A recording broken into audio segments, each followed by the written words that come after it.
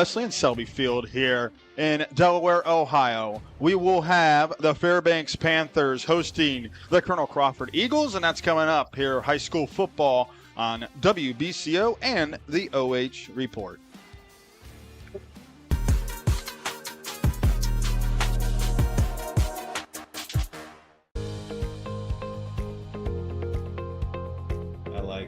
Being able to give back to the community, and just our teamwork is really solid. It makes it an incredible place to work because a lot of people enjoy what they're doing and want to help out. You get to learn every day. You get to meet very unique people. I get to interact with everyone from the clinical staff to the administrative staff. Everyone has something to offer. It's kind of like a million puzzle pieces coming together to make one large, beautiful piece.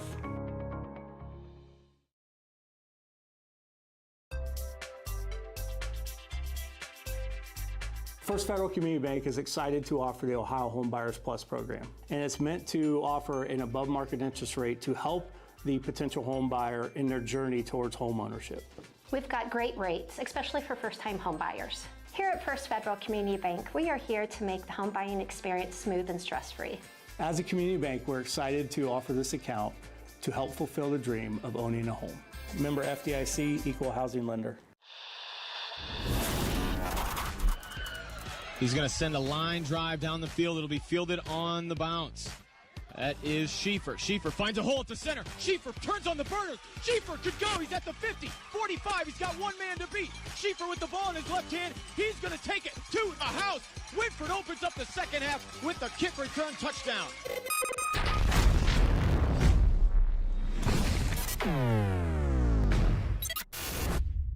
For 25 years, the team at Spreng Capital Management has helped you and your family through times of economic uncertainty. This experience and knowledge has helped us to guide you through numerous economic cycles, making us qualified to help you through the economic turmoil of today.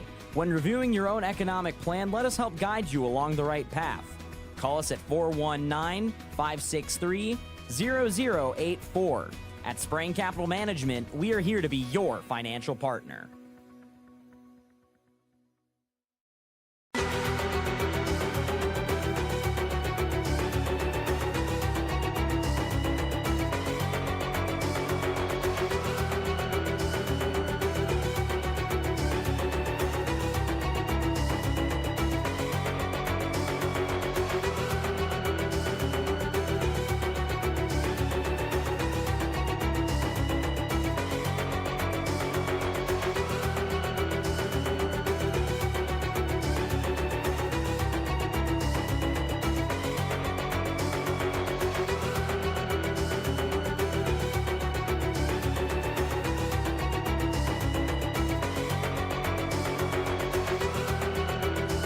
You're live. Welcome back here on WBCO and the OH Report. Jared Moore alongside Tim Birie as we have Colonel Crawford and Fairbanks getting set to kick off here in just a few moments, Tim. And here we are, week number 1, and we begin on this Thursday evening. Hard to believe it's here, but, and this is kind of the new thing. Teams opening a season on a Thursday night, but yeah, it's great to be back and kind of a cool night. So a nice night for the young men to be playing tonight, and hopefully we'll have a good game. All right, let's head right to talking here about Colonel Crawford as they come in as the away team in a beautiful facility here, Ohio Wesleyan Selby Field. Obviously, the college atmosphere here, but Colonel Crawford, they were 9-3 a year ago. And they lost to Grandview Heights 13-6. We called that game. Yeah. And they had that great running back down at Grandview Heights, and Colonel Crawford had a couple opportunities, just couldn't punch it. He kept going in and out, and because he kept getting hurt, and they got it all the way down on the goal line a couple times and didn't punch it in, and for sometimes their own fault where they got a penalty, but so they lost a one-score game. And as we were talking a little bit on the show last night, it would have been kind of nice for them to win it. We could have had a rematch or a nice game between Northmore and Colonel Crawford, but unfortunately it didn't happen. But for the Eagles, they return a lot of guys from that team. Yep, and they have, that dominant run game that we talked about a year ago with Connor McMichael, Dom Dean, but specifically Connor McMichael. Yeah, it was back and forth that last game of the season. I remember calling the last regular season game of the season for Crawford, and it was going back and forth between McMichael and the kid from Cary as to who was going to win the N10 rushing title. And I believe the guy from Cary, Eli Steen, yeah. Steen edged him out by a few yards. And both are back this year. Well, and both of those guys are back. Both their quarterbacks are back, and they're both good players. And so, yeah, they got some troops. All right, let's head over to Fairbanks. A year ago, they were 7-4. They lost to Waterford in the first round of the playoffs, 34-21. But this is an offense that averaged 38 points per game. They're replacing a lot on offense, Tim. Basically, every statistical category was led by a senior last year. Well, yeah, and they scored a lot of points, but they also scored a lot of points in 3 games. And then other games, they were probably, 25 or 26 points. And but yeah, so it's going to be a game where a lot of inexperienced guys are going to be playing tonight for the first time, and they're playing against a veteran team, and so that could be a little scary for Fairbanks. And Fairbanks, they don't return a lot like we talked about, but they do return number 14, Evan Weedman. He was their leading receiver returning-wise with 131 yards receiving, but it looks like they're not going to really throw the ball a lot here, Tim. And they're replacing their senior running back, Riker Green, who had over 1,000 yards rushing, 146 per game and 14 touchdowns, and their quarterback, who had 668 yards passing and had 10 touchdowns. So the question is, who's going to throw the ball to Evan? And it looks like it's going to be Bryson Griffith.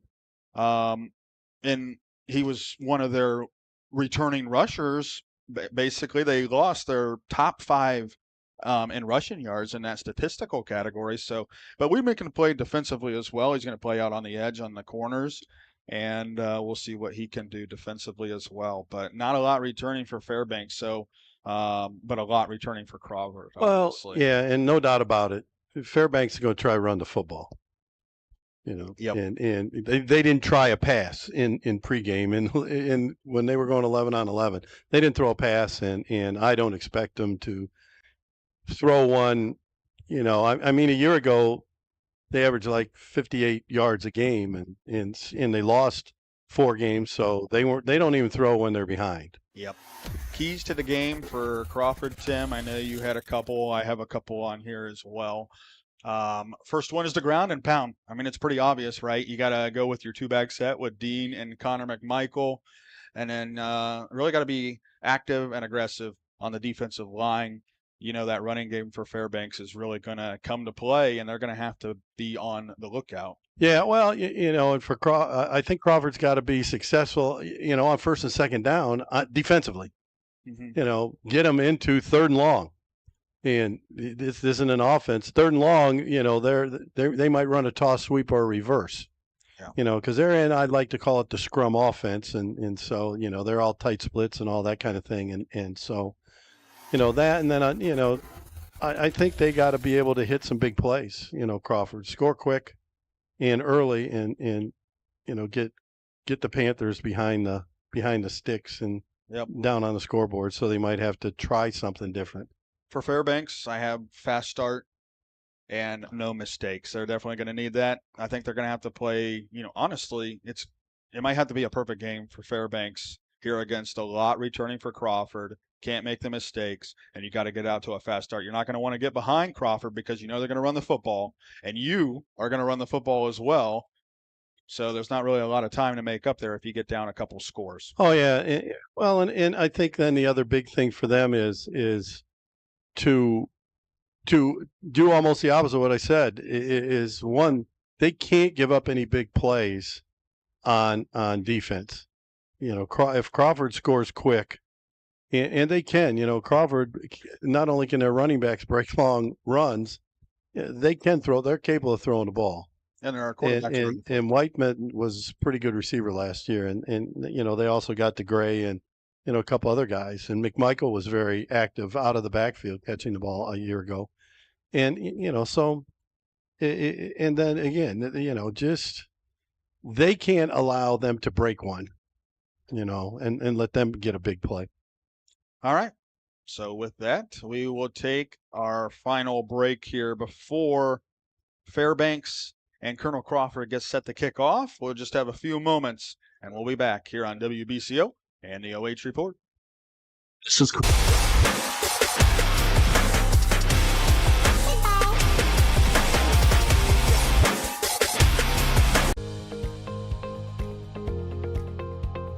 I like being able to give back to the community, and just our teamwork is really solid. It makes it an incredible place to work because a lot of people enjoy what they're doing and want to help out.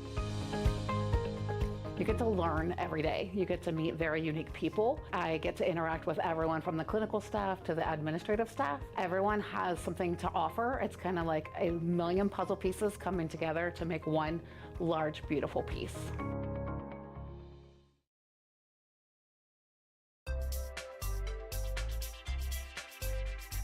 First Federal Community Bank is excited to offer the Ohio Home Buyers Plus program, and it's meant to offer an above market interest rate to help the potential home buyer in their journey towards home ownership. We've got great rates, especially for first-time home buyers. Here at First Federal Community Bank, we are here to make the home buying experience smooth and stress-free. As a community bank, we're excited to offer this account to help fulfill the dream of owning a home. Member FDIC, equal housing lender. He's going to send a line drive down the field. It'll be fielded on the bounce. That is Schiefer. Schiefer finds a hole at the center. Schiefer turns on the burners. Schiefer could go. He's at the 50, 45. He's got one man to beat. Schiefer with the ball in his left hand. He's going to take it to the house.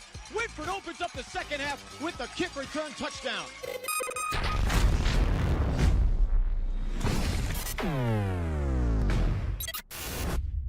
For 25 years, the team at Spreng Capital Management has helped you and your family through times of economic uncertainty. This experience and knowledge has helped us to guide you through numerous economic cycles, making us qualified to help you through the economic turmoil of today.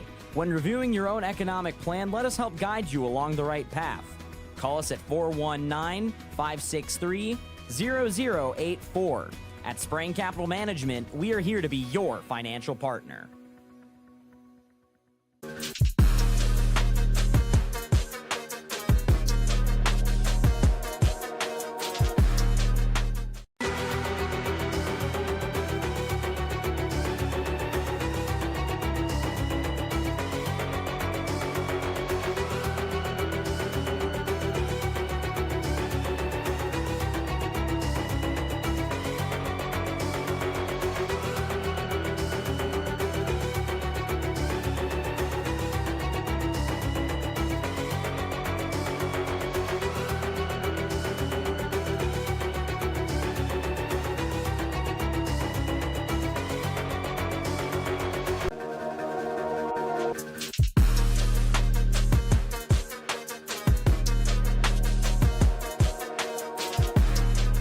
For Jared Moore and Tim Birie here from Ohio Wesleyan and Colonel Crawford and Fairbanks.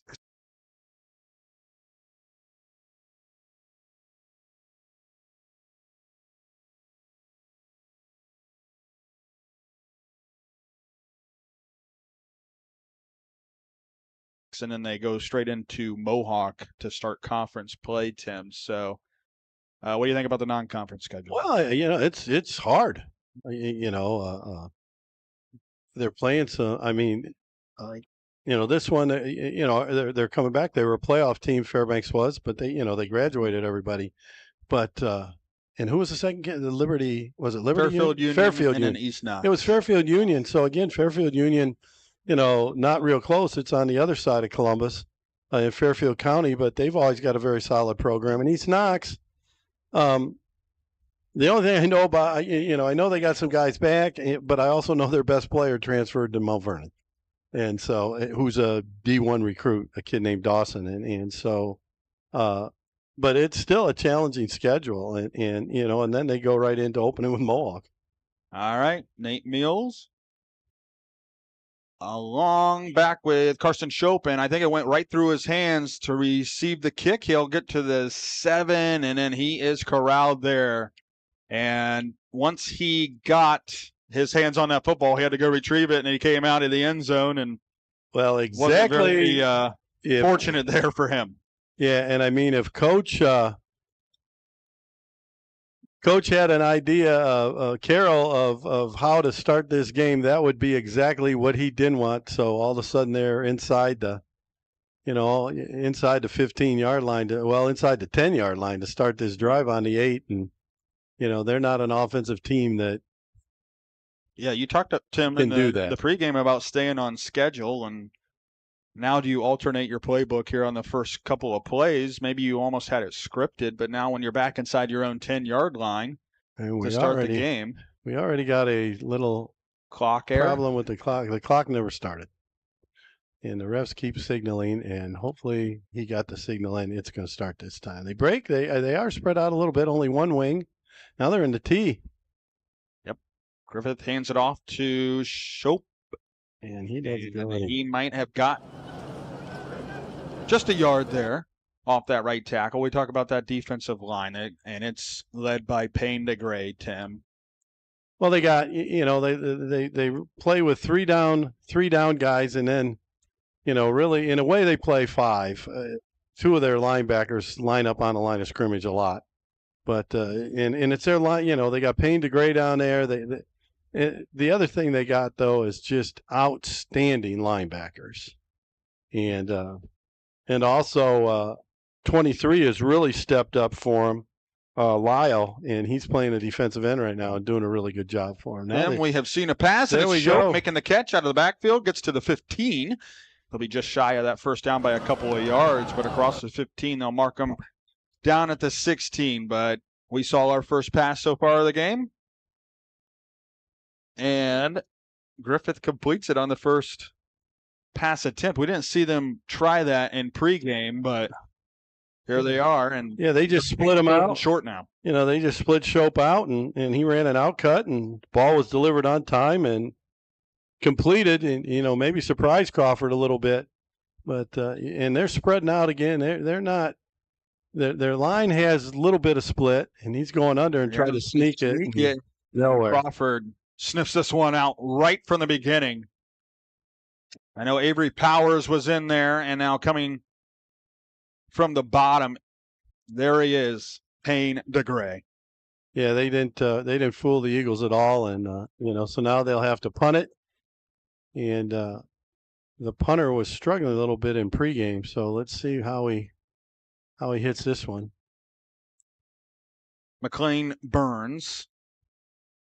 And Crawford doesn't have anybody back, but now Parker Weithman will scoop back to receive this. He'll stand at the 40, back pedal to the 42, cuts up the middle of the field, slips through the beginning tackle, now shakes it to the left side, and outside the hash, he's dragged down by Evan Weidman, but he'll get well into Fairbanks territory after a 5-yard return to the 37. Yeah, short field for the Colonel Crawford Eagles to start out. They're starting out on the 37-yard line, and so it's great field position. They did just what they would, Coach Bruner would love to see happen is, the mistake on special teams for Fairbanks. They get them inside the 10. Their defense holds, gets a 3 and out, and their offense is in business, and it looks like Baker will be the starter at quarterback to begin the game. Yeah, and that's the big question. Are they going to go with the 2-quarterback system with Braden Holt and Peyton Baker, and then we'll have an immediate flag and an immediate movement here to start on the first snap of the game, and the first penalty of the game goes to Colonel Crawford on a false start. Well, exactly what you want to try to avoid, especially in your opener. But unfortunately for the Eagles, they're going to start out with that they had some motion before, so someone got a little antsy and moved before the ball was snapped, so they'll back it up and be 1st and 15. They were going to run a sweep there with Connor McMichael. Baker starting is, not a surprise, especially because Holt also had off-season shoulder surgery. There you go. So, he probably missed a few things this summer. And it will be McMichael off the left side, and he fumbles the football, but it's picked up by Walker Kramer, who scoots down the sideline close to a first down as he's shoved out of bounds at the 29. Connor McMichael, the senior, fumbles it on his first run of the season, but Walker Kramer, the right place at the right time, picks it up and advances it to the 29-yard line. He looked quite agile for a lineman, for an offensive lineman, to scoop and a nice little gain. So it brings up 2nd and 2 now. 8:26 left here in the first quarter. It'll be a 2nd down and 2. So after the penalty, the fumble, and Jake Bruner, maybe he's not happy with the start here so far, even though they only have a 2nd down and 2. Say, yeah, 2 bad plays and you're 2nd and 2, though, so I guess he could be happy. Yeah, but I'm sure he's not happy in that huddle. We'll keep it here. So 2nd and 2. Crawford obviously makes the stop defensively, but we saw Fairbanks put the ball in the air. Now Crawford, maybe it's just the early season jitters, obviously, with the false start, and then you fumble it if you're Connor McMichael, but we're not really used to seeing that out of him. Yeah, well, and I know he only had 2 last year. Their first scrimmage, albeit against Shelby and Sandusky Perkins, and 2 really, strong squads, but they had a lot of penalties. Yeah. And Coach Bruner wasn't very happy about it, and it's now carrying over into the opener. Take a replay of the fumble here. And you can see, he just fumbles it backwards, but Walker Kramer was about 2 yards behind Connor. And, he almost like a kick return. He found the offensive lineman's dream. Getting on that perimeter and had some room to run. Now they'll go with Rowan Thu and McMichael beside Baker here. They'll fake the handoff. Baker's going to take it himself, gets over the 25, and then he's chopped down at the 24. And that's another aspect of Crawford's game. You can see him take it right up the middle here. They push that left side open there for Baker, and he's able to get the first down. Baker's a good-sized kid at 6 foot and 190 pounds, and he just faked the handoff and followed the back, and a nice 5-yard gain. Only had 9 yards rushing a year ago, Tim. So yeah, he wasn't a kid that ran at all, and took some sacks, which obviously hurt his rushing yards. Now it's going to be Holt at quarterback here for Crawford. His first action here. So Baker picks up the first down and then hits the sidelines.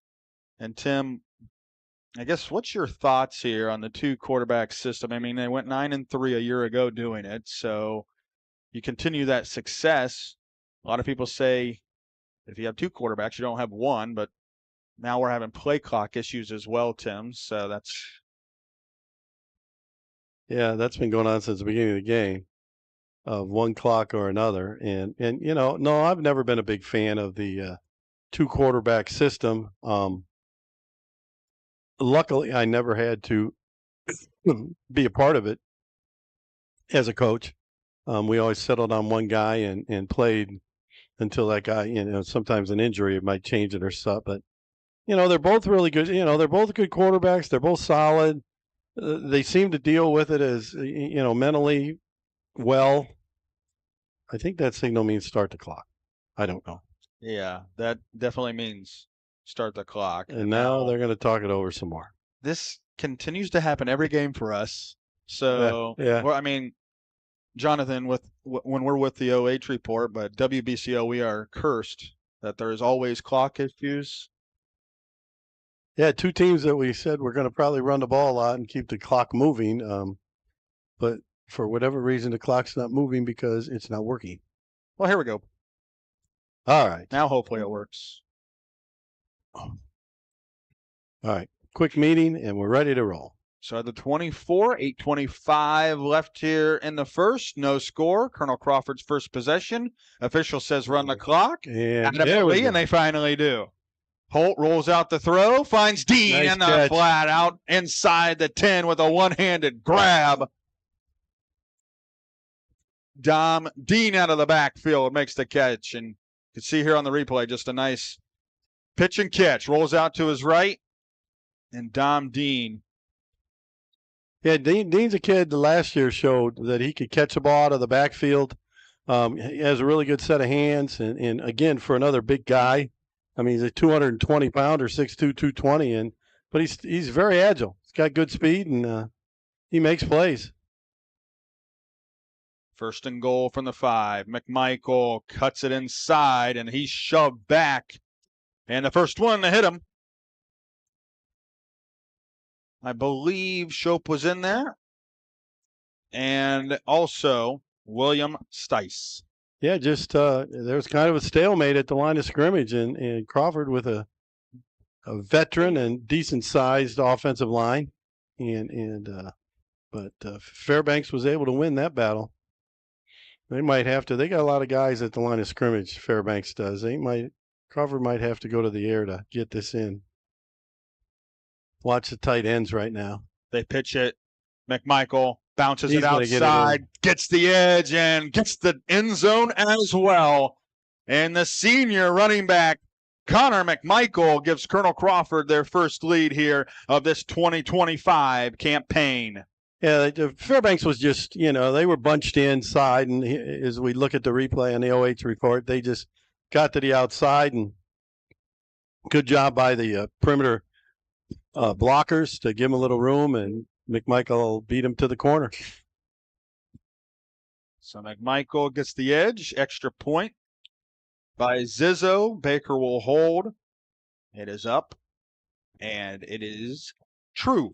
Has Zizzo been kicking for like 12 years for these guys? Yes, he's what do they call that, gray shirt senior? Did he start kicking when he was in kindergarten or what? He did indeed. Crawford with the 7-0 lead here. 7:21 left there in the first quarter. You're listening to high school football here on WBCO and watching on the OH Report.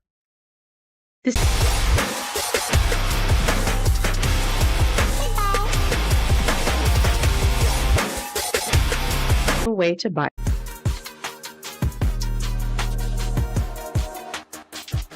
At Reese Auto Sales, we feature a complete on-site service department. I like being able to give back to the community, and just our teamwork is really solid. It makes it an incredible place to work because a lot of people enjoy what they're doing and want to help out. You get to learn every day. You get to meet very unique people. I get to interact with everyone from the clinical staff to the administrative staff. Everyone has something to offer. It's kind of like a million puzzle pieces coming together to make one large, beautiful piece.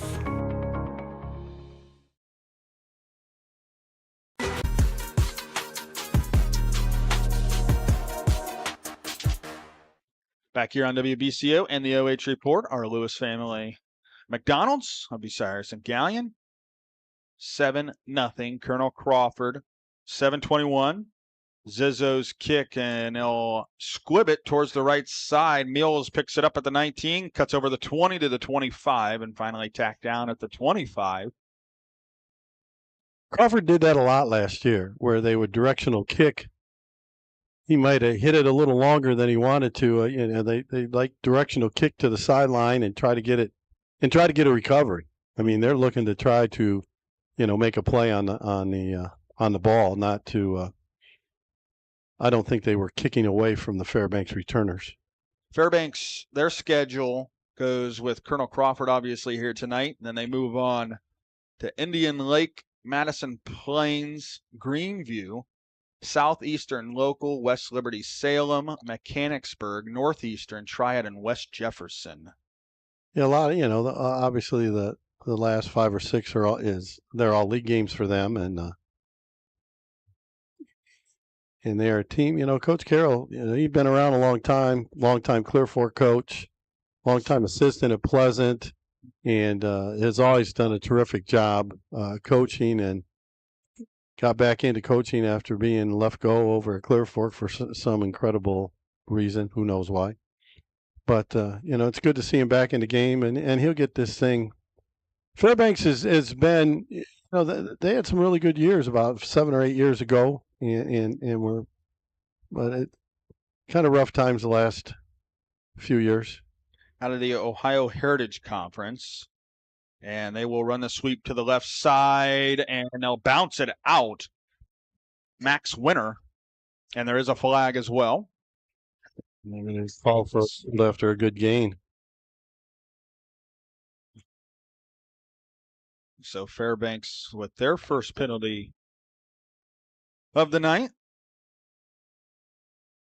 Yeah, it's too bad there was a hold and it was back away from the play. You know, Winter only a freshman and at 6'1", 160 pounds, and showed a little speed to get around the corner and had a nice gain on first down. And again, Coach Carroll looking at this thing is like, what else could possibly go wrong while we're on offense? You know, they finally get a good gain now, and now they're back again where it'll be 1st and 20 and not a situation they want to be in. So they are spread out there, and they're spread look in the gun. Yep, trips to the right. Griffith will throw out in the flat to the right, and a huge hit there, back down at the 21-yard line. And that was Connor McMichael with the hit. They say John DeGray, but I do think that was Connor. But yeah, nice gain. They just tried a little, you know, a quick screen out there, and they had trips out there, and you had two blockers in front of him. He got it out, and you know, a nice little gain. You know, a 7-yard gain to make this a little easier for them to get a first down. 2nd down and 13 from the 22. He'll throw again and out in the flat. Screen. It's a dangerous area to throw when you have linebackers lurking, and Connor McMichael was lurking there. Well, and I think, first of all, that's what the attendant receiver, I think was Bailey there. Yep. Was Bailey, and I think he is looking up to that linebacker that was about ready to spike him. And the ball went out of his hands, and boy, a tipped ball, and all those linebackers, as you said, hanging around out there, could have easily been picked off, and we'd have been a 2-score game already. Again, they're in the spread look. I'll go quads to the left this time. And that's the way Griffith will roll. Now he'll cut it back, looking to run, and then spins across the 25 and taken down at the 30-yard line. And another hold. And here's another hold here against Fairbanks. Well, so far in the early going, Griffith is looked to be a pretty good quarterback. He's 2 for 3 throwing the ball, and you know, there he showed some good elusiveness and got away and was going to make a gain, and now another penalty takes him back. So 3rd and 23 here for Fairbanks. Under 6 minutes now to play first quarter. Colonel Crawford leading 7-0. You would think the call here would probably be to run the football, but well, they're going to spread out. They're empty, so they're either going to run a quarterback draw. He went back under center. Now he's dropping back. Now throws it deep down the middle of the field. Diving interception by Parker Weithman. And that's as good as a punt for him, to be quite honest. But yeah, they emptied the backfield, and then he went under center. So maybe they expected him to that he was going to run the ball, but he dropped back and they sent everybody deep, and he threw it into double coverage, and Weithman made a great diving catch. Well, Crawford will now start 5 yards further back than they did on their first possession, back at the 43-yard line. Yeah, it's just not a team you want to keep giving short fields to. It's not a good recipe for success. So 1st and 10. It'll be Baker back in there. Now they'll shift Thu and Dean to the right side. Connor McMichael on that right side as well. They fake the counter. Baker. Been interception on the previous play and a touchdown on this one. Peyton Baker, 43 yards to Parker Weithman, and Crawford with a 2-possession lead. Well, they went play action on it and had 2 tight ends, and then they were running down the middle of the field, and Weithman came across from the other side, and the safety had vacated to pick up the tight end, and he was running free, and Baker didn't miss him. And the 8th-year senior, kidding. He seems for Joseph Zizzo in to attempt the extra point. Yes. And once again, he'll knock it through. Colonel Crawford leading 14-0 after the 43-yard touchdown pass from Peyton Baker to Parker Weithman. Colonel Crawford on top by 2 possessions. 14-0. You're listening to high school football here on WBCO and the OH Report.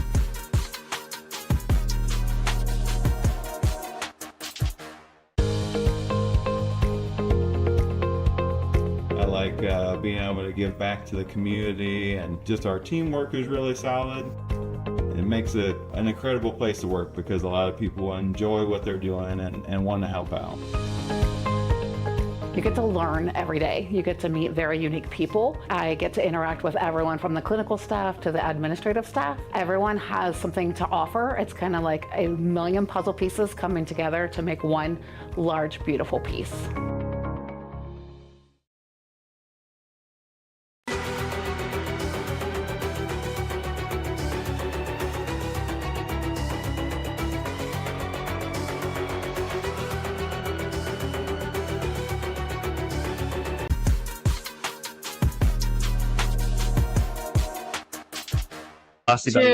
Your business valuation solution.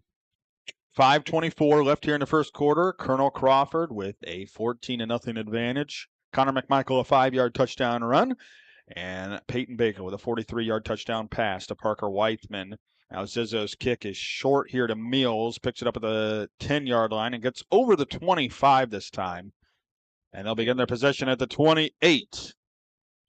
So Fairbanks, we talked about getting off to a fast start, and they certainly have not, Tim, and now they're going to have to play from behind. Well, to be honest, though, they look capable. I didn't think, when everyone said, was telling me and explaining that they run the scrum and all that stuff, and but they seem very comfortable spread out when they go to the spread, spreading out. One time, it seems like, and yeah, they've been in the spread a lot more than they've been tight, and Griffith has done a pretty good job of throwing the ball, and they're forcing Crawford to make a change. Must be an equipment situation or something or other. But I think we're going to finally put it in play. This has just not been a game that's had a lot of it felt like there was about 20 minutes in between scores, but game time there was less than 2 minutes, Tim. 7:21 and 5:24 scoring-wise. And just a short gain here on first down. There they got tight, got in the T formation, just ran the dive with the fullback, and just over the 30 was Shope there, and Brennan. Shope gains a couple. So it'll be 2nd down and 8. Under 5 minutes to play now, first quarter. Give them 3 yards on that. 2nd down and 7. And they're going to continue to take their time, get their plays in. Yeah, they're going to use as much of the play clock as they can. Now they're in the eye. They're tight with one wide receiver. They'll fake the handoff to Shope. Steps up in the pocket, lobs it out, tipped up, and it's intercepted again. Dive and pick it. Another diving interception.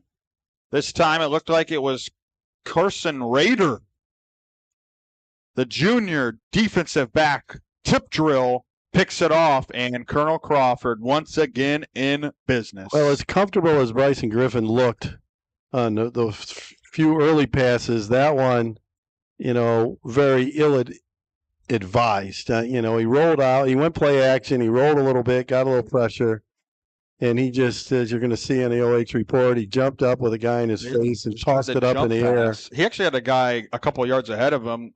Was that an offensive line? He could have just thrown it. Yeah, he could have thrown it into flat, and I think he'd have been much better off. So Crawford offensively, it'll be Holt looking to throw, throws it across the middle again. It's catch. Are you kidding me? Parker Weithman, back-to-back offensive plays, turn into touchdowns. There is a flag, but this is going to come after the score. And Crawford with a 20-0 lead. And he says, give me that, Tim Birie. Well, this time it was Holt came in to play quarterback and looked very comfortable, just tossing it up there. I mean, it was a good pass. It wasn't, like the lob that we saw earlier from Griffith, but Weithman, does his best impression of one Jeremiah Smith, reaching up with one hand and taking it down, and into the end zone he goes. So consecutive passing touchdowns, 42 and 43 yards, and Crawford looking pretty impressive. Was and again, taunting there on the touchdown. Okay. So they'll take it on the kickoff, but nonetheless, an incredible catch by Parker Weithman with 4:20 left here in the first quarter. Crawford already out to a 20-0 lead. Baker will hold. Zizzo will kick. It is up, and once again, it is good. Colonel Crawford with a 21-0 lead over Fairbanks. Parker Weithman, a couple of touchdowns here in just over a minute of game time, and Crawford with the 3-touchdown lead. You're listening to high school football here on WBCO and watching on the OH Report.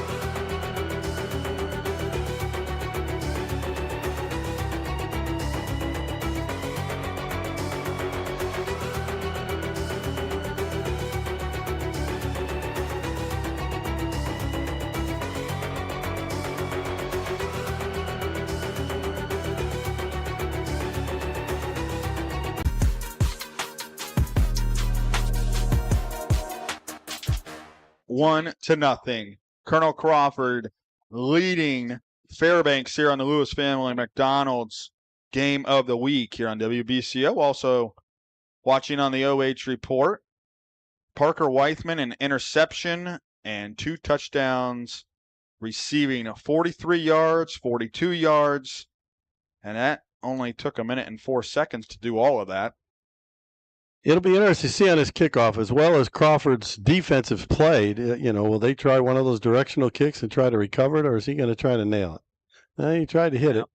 Fairbanks will have better field position as they field this one at the 31, and Mills gets up across the 40 and then cut down at the 46.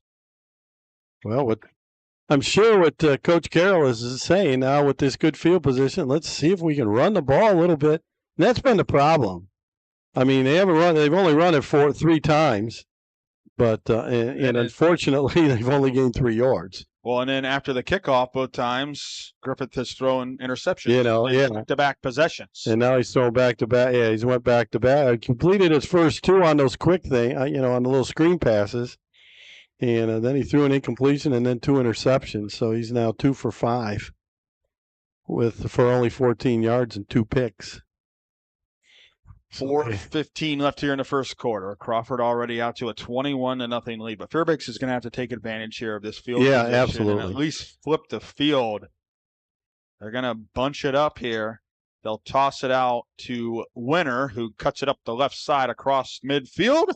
And finally, in the Colonel Crawford territory to the 48, Max Winner, the 6'1 freshman, on the carry, taken down by Lash. But he gets into Crawford territory for the first time tonight. Well, they sent him in motion from the wing, but at least he's hitting a moving target, so he's on the run. But unlike the jet sweep that teams run out of the spread, he's not running very fast once he catches the pitch.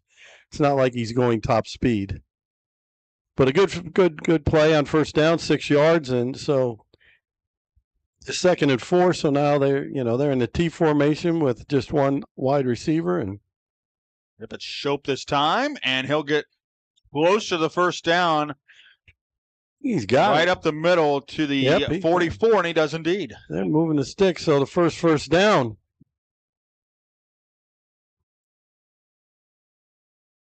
For Fairbanks. With a 21-point lead. Colonel Crawford, by the way, has 2 first downs. Well, when you throw 2 touchdown passes on the first play of the drive. Yeah. Yeah, they haven't needed many downs to get their 3 touchdowns. And they've only ran 3 offensive plays, and all have been touchdowns here in the past minute. On a quick one. Oh, a dump pass. Carson Shope, and it'll throw in to Colin Bailey inside the 10. The question was that a forward pass to begin with, Tim? They're talking about it, but I don't think it was. We'll look at the replay here. They're not throwing a flag. I thought it might have been. That was. No? He caught it behind the line. They haven't moved the sticks yet, so no one is sold that. Now, here's the thing, Tim, because it looks like they're going to give a sideline warning here to Coach Bruner. Okay. Still adamant about that pass. Well, here's the question. I guess you would probably know more, but it looks like it was thrown forward, but he caught it behind the line. It's got to be. It can't be a forward. You can't throw 2 forward passes in a row. So even if it's behind the line, if he threw it forward and he was in a shotgun, so if he threw it forward, it's 2 forward passes. You can't. So Coach Bruner probably has quite a bit of a right there to be upset. Yeah, who caught that, Jared? It was number 4, Colin Bailey from Carson Shope. So another first down.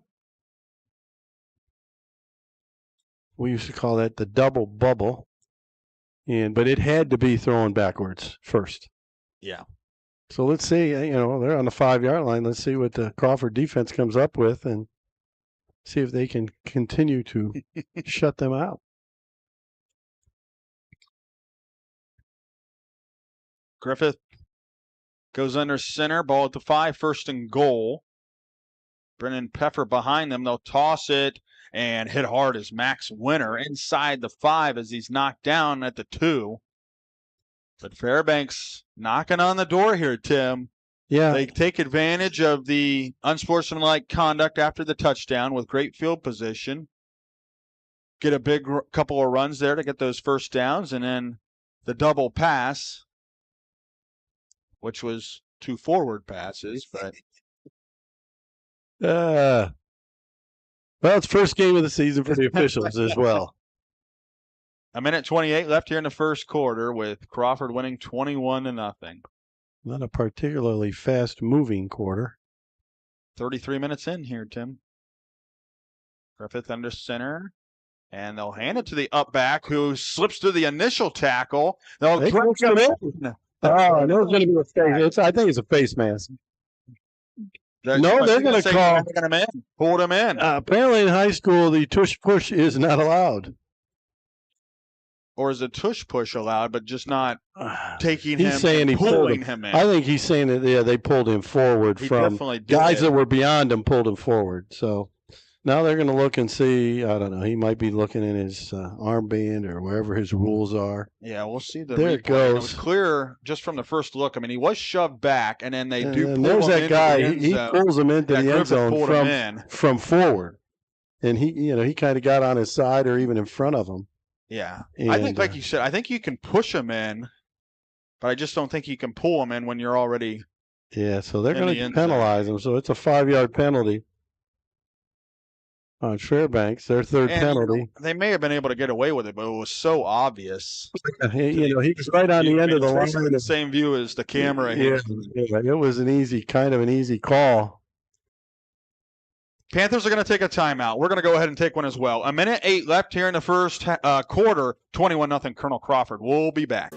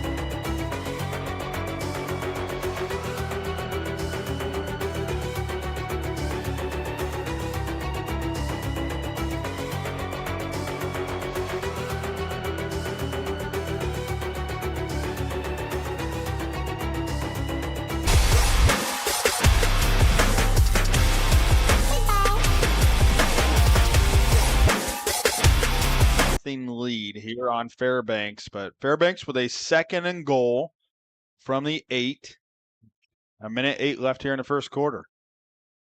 Yeah, look for maybe if they spread out, they'll probably run one of those quick screens, but they're not looking like they're going to spread out unless they shift.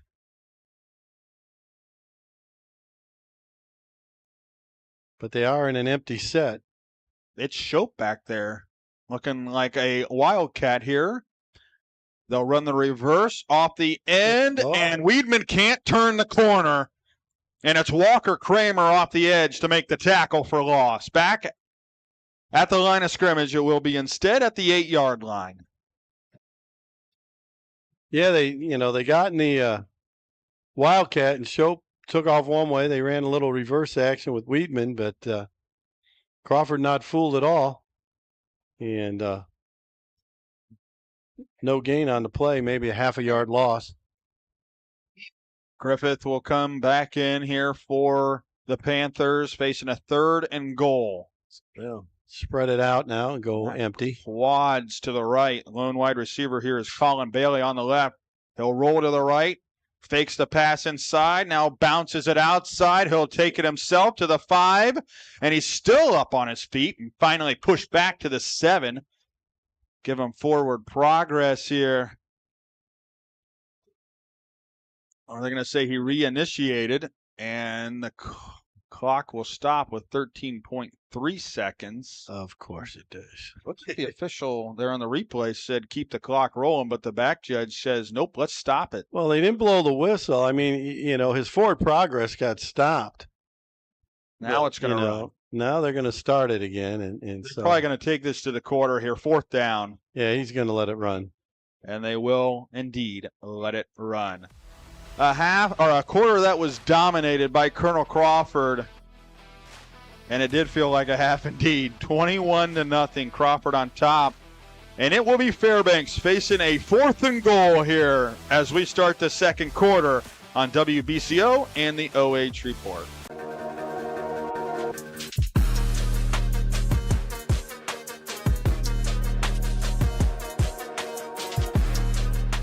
For 25 years, the team at Spreng Capital Management has helped you and your family through times of economic uncertainty. This experience and knowledge has helped us to guide you through numerous economic cycles, making us qualified to help you through the economic turmoil of today. When reviewing your own economic plan, let us help guide you along the right path. Call us at 419-563-0084. At Spreng Capital Management, we are here to be your financial partner.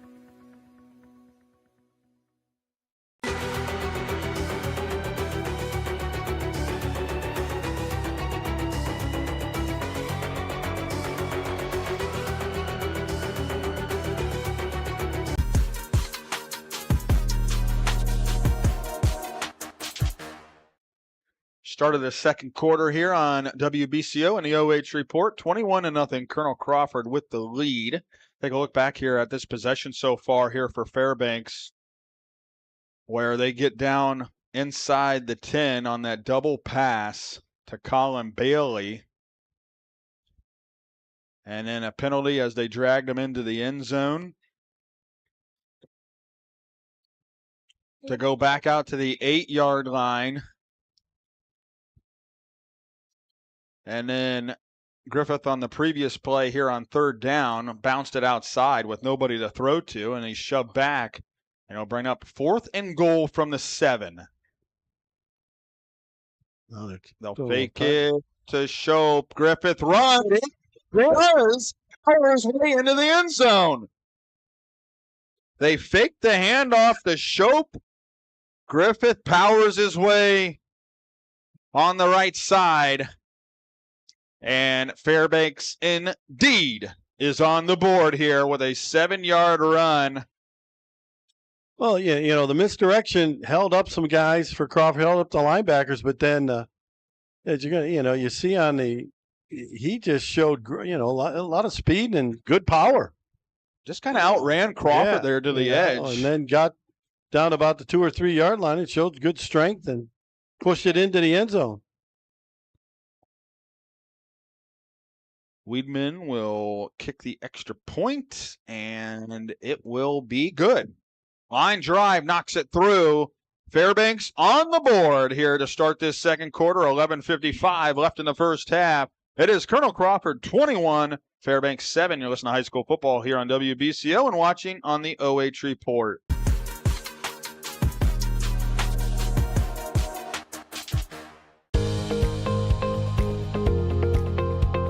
I like being able to give back to the community, and just our teamwork is really solid. It makes it an incredible place to work because a lot of people enjoy what they're doing and want to help out. You get to learn every day. You get to meet very unique people. I get to interact with everyone from the clinical staff to the administrative staff. Everyone has something to offer. It's kind of like a million puzzle pieces coming together to make one large, beautiful piece.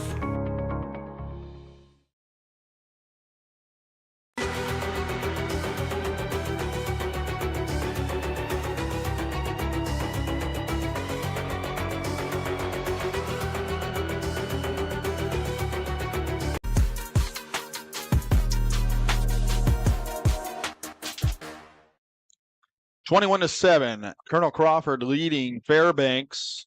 A 7-yard touchdown run by Bryson Griffith gets Fairbanks on the scoreboard here from Ohio Wesleyan. Fairbanks, the home team. And I guess at least, Tim, it gave us a nice shorter drive. Yeah, oh, absolutely. Yeah, but nice little drive. A couple big plays, and get it in the end zone. Now they got a little juice going on the sideline. Let's see if that can help out their defense to slow this offense down.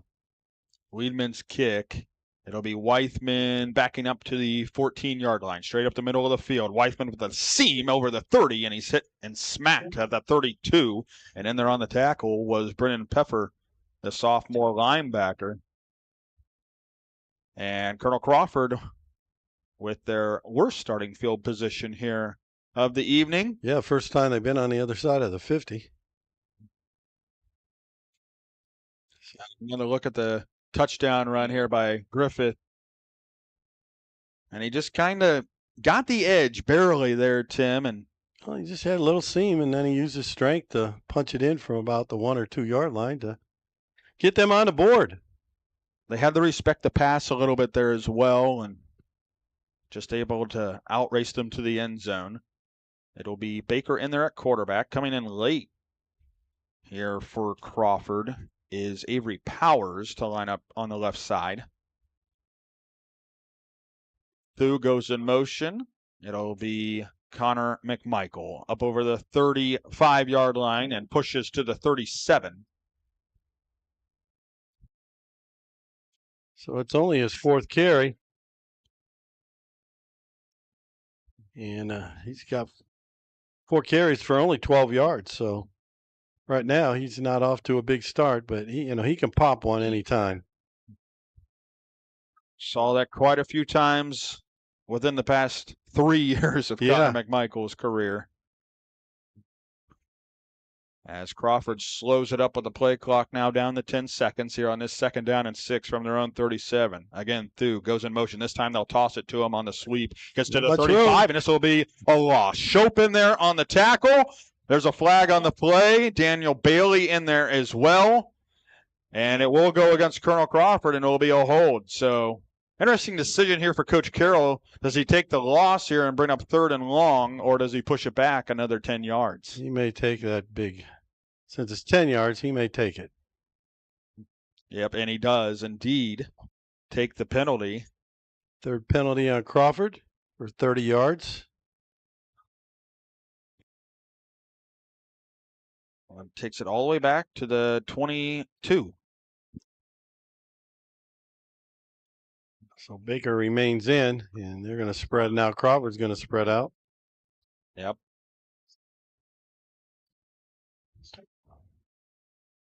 And it looks like they're going man here on Crawford. Thu goes in motion, throws it out on the. They got problems. This is a massive problem.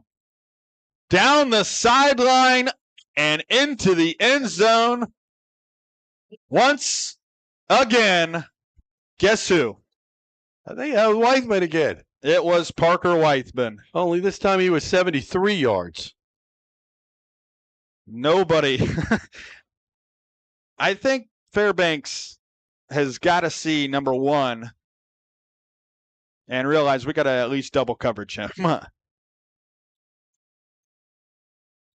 Well, yeah, he's having a pretty good night. He's what do you call that route, Tim? I mean, well, it was just some call it a knife screen, some call it a jailbreak screen, but they had trips over here, but they had two guys over there, and then got a guard over there in front, pulled a guy to get in front of him, and it was, as soon as he caught it, it was like they don't have anyone to tackle him.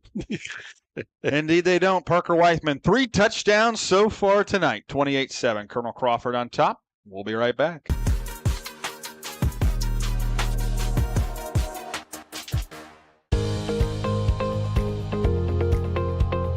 I like being able to give back to the community, and just our teamwork is really solid. It makes it an incredible place to work because a lot of people enjoy what they're doing and want to help out. You get to learn every day. You get to meet very unique people. I get to interact with everyone from the clinical staff to the administrative staff. Everyone has something to offer. It's kind of like a million puzzle pieces coming together to make one large, beautiful piece.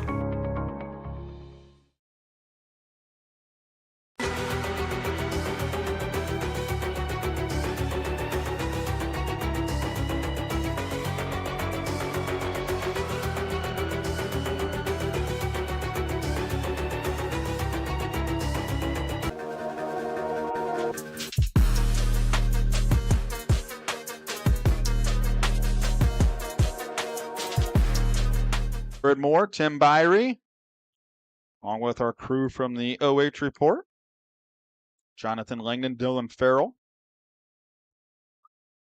10:35 left here in the second quarter. Colonel Crawford leading 28-7. Shope takes the kickoff up to the 35. But Crawford offensively, they pretty much can do what they want, Tim.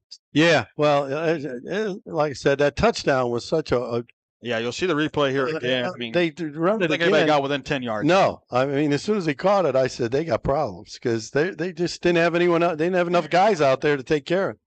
They only had 2 guys out, and Crawford had 3 guys out. Ended up with 3 guys out there. 2 of them blocked, and Weithman couldn't get caught. They couldn't catch him. I mean, we talked about in the pregame, we talked about the ground and pound, and now, I mean, we knew Weithman was an athlete from a year ago. He made some great catches in that playoff game against Grandview Heights. He gets an interception. He has 3 touchdowns here tonight. And it's just been the Parker Weithman show as Shope is tripped up. Yeah, and there's another hold, I think. Yes, there is.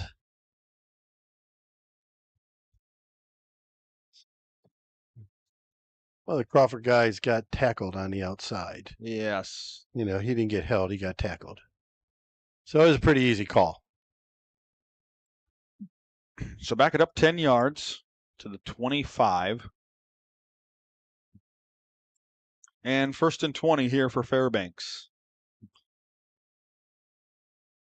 And their problem they've been able to somewhat move the ball, but it's been self-inflicted wounds, Tim. Well, they got 4 penalties for, 45 yards. And, it seems that almost all the penalties have come when they've gained 5 or 6 yards on first down. They'll toss it again. Shope finds a little bit of room there up over the 30-yard line. And he's tripped up at the 31. Just ran a little toss sweep that they've run several times tonight. And Shope's able to get around the corner for 6 yards. And again, they're just, they're moving the ball fine. It's just they've had too many times where it's been 1st and 20. Or on 2nd down, they throw an interception. Yeah, and then the 2 turnovers, it certainly hasn't helped them. 2nd down and 14. They run the play clock under 15 seconds here with 9:12 left here in the first half.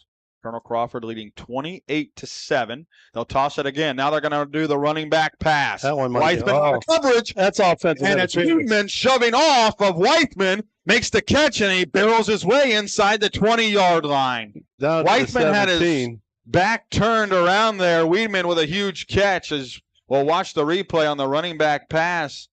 And indeed, I mean, okay. But they get inside the 20-yard line. Which guy threw? Did Shope throw it again? Shope threw it again. So he's got more throwing yards here than the actual quarterback. He's 2 for 2 for 87 yards. But yeah, I thought it was going to get it. I thought Weidman was going to intercept it, and then a little shove by Weidman, and they're in business again. 8:43 left here in the first half. They'll run the counter here to Winter. No room there. On the tackle was Gabe Stratton. Gain of 2. 8:25 left here in the first half. We thank you for listening here on WBCO, along with the 270 plus watching on Facebook and YouTube on the OH Report. A lot of football. A lot of this first weekend. This offense is a lot of misdirection, a couple trick plays, and you got to stay. Crawford just got to stay disciplined and read their keys instead of watching backs. Fakes the handoff, throws it out in the flat, and it's caught. Turning up was Peffer, I believe. Yep, makes the catch inside the 10, and it was enough for a first down. DeGray on the tackle, but looks like it's going to be 1st and goal. Well, they just, ran a little play action again and hit the guy out in the flat, hit the back out in the flat. And they're able to get their 4th first down. So they got twice as many first downs as Colonel Crawford. Unfortunately, they don't have as many points. Yep, you don't get any points for first downs. Trailing 28-7, but trying to get this to a 2-score game. They will run the reverse, and Winter is stuffed on the left edge. Again, Gabe Stratton on the tackle. And no gain on the play. Yeah, and that's what I mean about staying disciplined and staying home. John DeGray didn't look at backs. He looked at linemen and saw the lineman pulling his way, so he knew the ball was coming at him.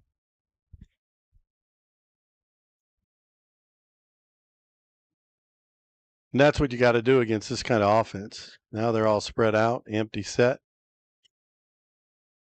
Griffith will roll to the right. Got to watch for the run. Spins out of one tackle, and then the ball's loose. They're going to say he's down. No, he's going to say he's down. I don't know. Let's get another look. Let's take a look at that. You can see the screen better than me. I think it was out, but so he lost 3 yards. Yep, here we go again. I mean, it's definitely out.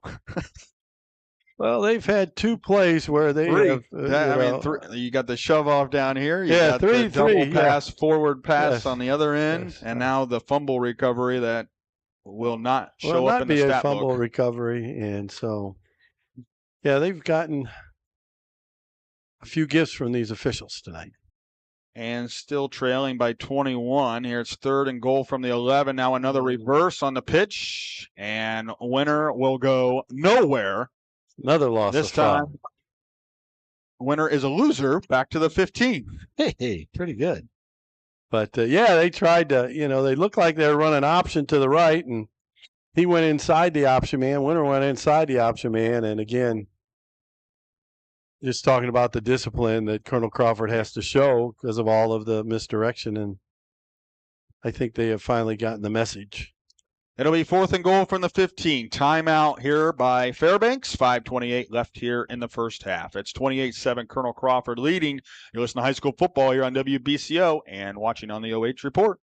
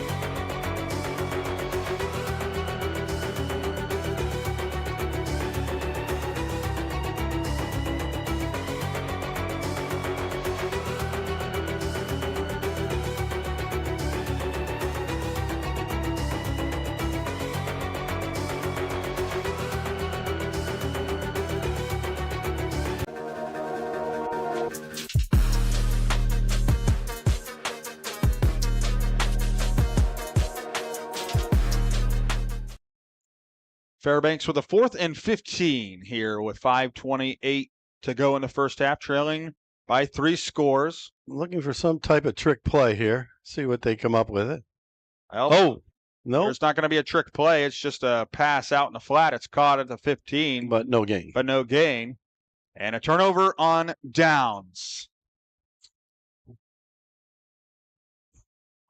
Really surprising there. Yeah, I didn't even go for the end zone there, Tim. Yeah, I was looking for a little more at least chuck it up there and see what happens, right? Trickery and deceit.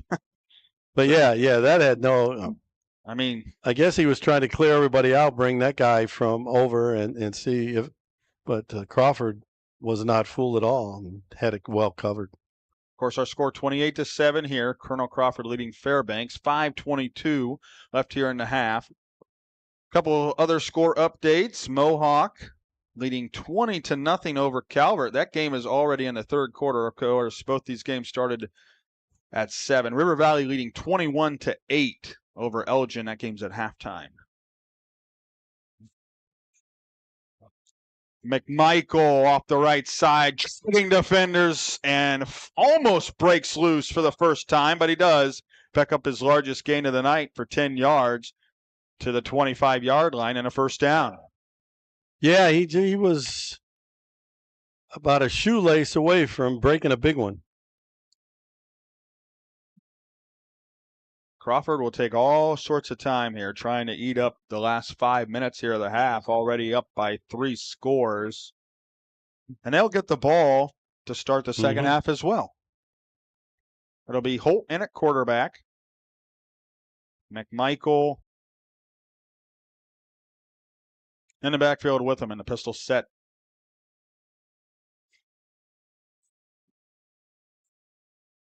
Holt fakes it, runs to the right side, jukes the defender, gets across the 35. First down and a couple yards more there for Braden Holt to the 38-yard line. Braden Holt with a nice pickup there on first down, a gain of 13.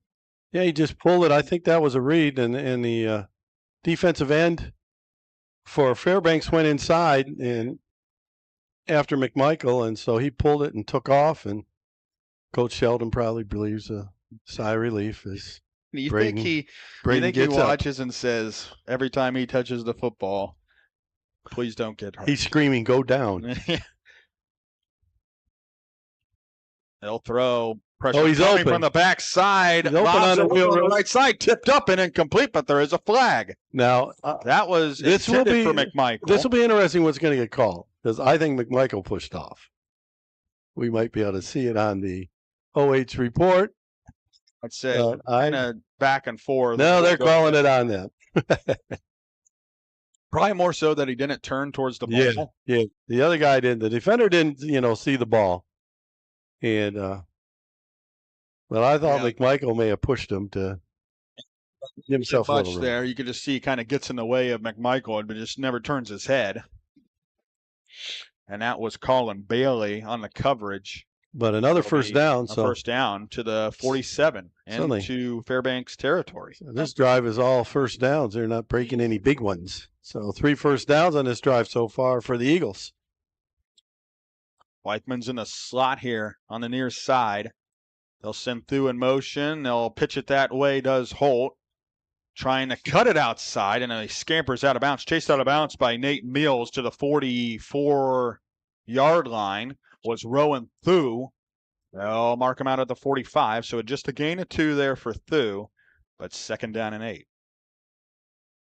Yeah, they went empty set, sent him in motion, and kind of unusual what they did, and then he waited for him to pass the quarterback, and then he shuffled it out to him, and he just didn't have enough room to break loose.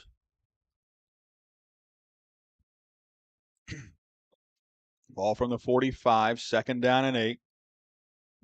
They'll tighten it up here on the left side. Baker fakes the handoff, slant route caught by John DeGray up over the 35, cuts it up the middle of the field close to the 30. And John DeGray with a first down catch to the 31.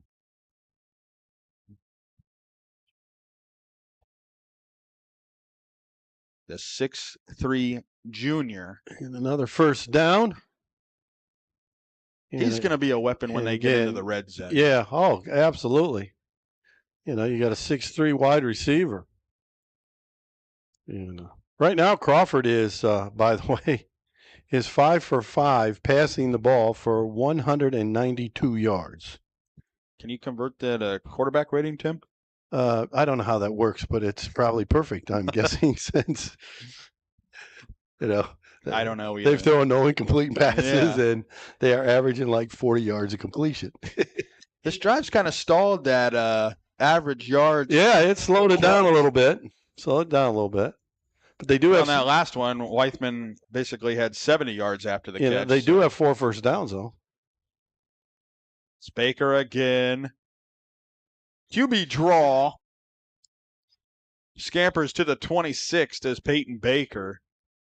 That's might be something you see a little bit more of this year, Tim, is Peyton Baker maybe using his legs. Yeah. Just a tad more. Same time he's carried it, both carries for 5 yards.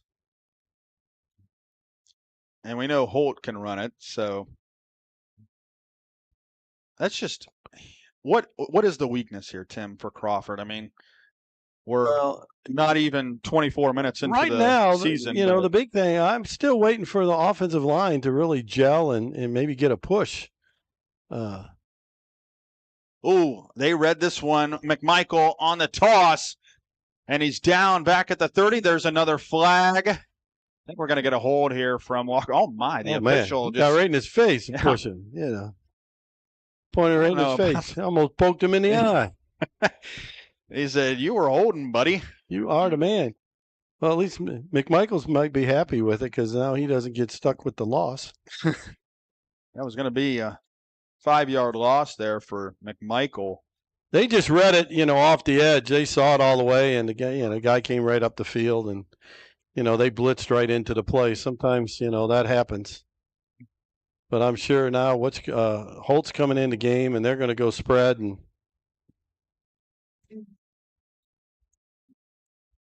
Fairbanks is anytime there's any kind of cross by the receivers, they've had trouble communicating.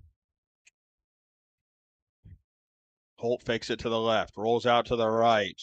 They'll shed off a block. Trouble here, just lobs it up. There was a receiver open. I believe it was Weithman trying to make the diving catch at the 15-yard line, but it's out of his reach. Well, now there's a flag on the play. Back where. So are they going to call Spreng? Are they calling roughing the passer? Because McMichael was out there blocking, but it's right where Holt released it, and it was indeed roughing the passer. Well, I'd like to see that replay because it looked like he had the guy right in his face when he threw it. So now it takes away that incomplete pass.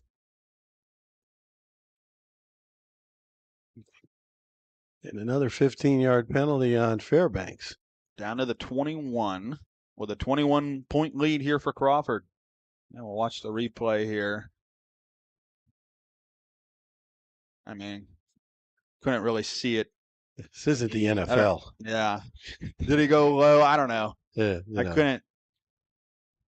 7 first downs for the Eagles. It's an automatic first down since it was a personal foul. Holt fakes it, slant, DeGray caught inside the 10, tripped up. Touchdown saving tackle there from Mills. But not before it's 1st and goal here for Crawford. Trying to take that 28-point lead into halftime. And like I said, they're going to get the ball back to start the second half as well. With 1:40 left here in the first half. Chewed up a lot of clock on this one. All the other drives have been over very 5 quick. minutes, to start the drive.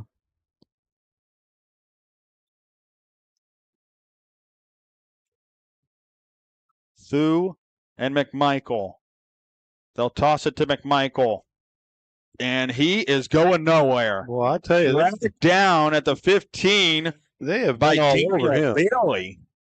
Now you mentioned it, Tim, so that offensive line hasn't really gotten that push, and Bailey just cut right through, and they want to make the tackle before McMichael could even bounce it outside. Yeah, I mean, they've only run the ball 30, 40, for 42 yards. So 2nd and goal from the 15. And in fact, for the 42 yards, 23 of it's been their 2 quarterbacks. It'll be Baker. Weithman split out wide to the left. 1-on-1. Weithman will not win the battle. It is Evan Weidman with the pass breakup. Nice job of turning and facing there by Weidman. Kind of just floated in the air, and Weidman able to tip it up and it was that interception. It was well covered. There's no doubt about it. And Baker threw it up for grabs to see if Weidman can make a play. And, that time the defensive back for Fairbanks made a play. 38.8 seconds left here, first half. Watch for Crawford likes throwing, like throwback screens and different throwback stuff. If Baker rolls out this time, I would be willing to bet he's going to throw it backside. No, he's not. He's throwing a out route, and again another pass breakup, but a flag. Oh. Tight coverage on the outside by Colin Bailey, and it looks like they're going to get him with a pass interference. And I'm sure Coach Carroll is not very pleased with that call. It was just a stop route, we call it. You just run down 14 or 15 yards, plant your foot, and come back to the ball. And you tell your quarterback, throw it to a spot. They're going to say holding instead here, Ted. Holding, okay. Must have held him as he turned. I don't know.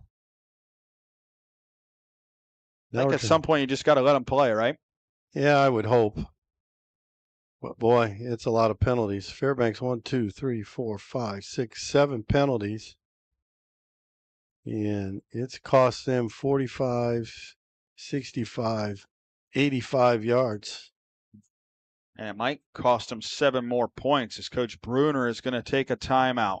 Let's step aside here with 34 seconds left in the half. It's Colonel Crawford 28, Fairbanks 7. You are listening to high school football here on WBCO and watching on the OH Report.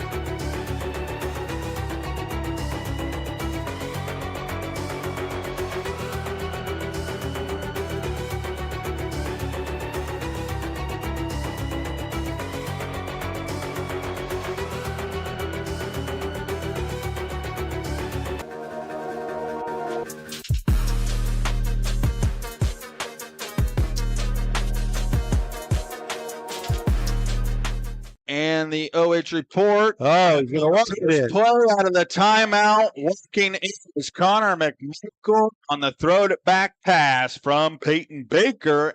Crawford will take a 34-7 lead. Connor McMichael finds the end zone for the second time tonight.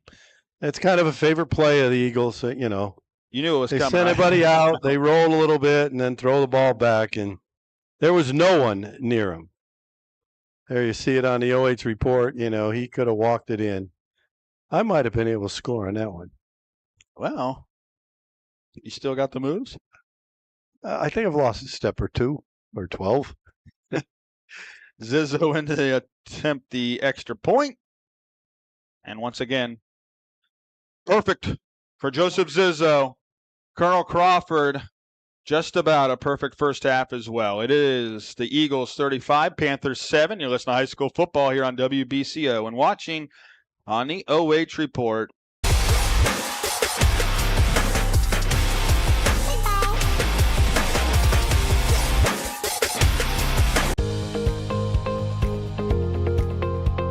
I like being able to give back to the community, and just our teamwork is really solid. It makes it an incredible place to work because a lot of people enjoy what they're doing and want to help out. You get to learn every day. You get to meet very unique people. I get to interact with everyone from the clinical staff to the administrative staff. Everyone has something to offer. It's kind of like a million puzzle pieces coming together to make one large, beautiful piece.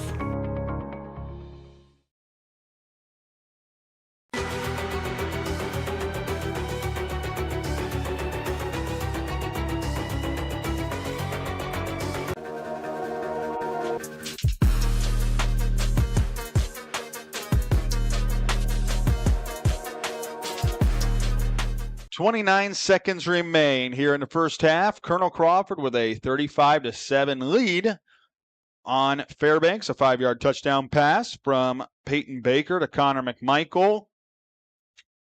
McMichael's second time he's found the end zone, and also a 5-yard run back in the first quarter, which seems like it's been 4 hours ago. And not really much room here. Meals gets it to the 19.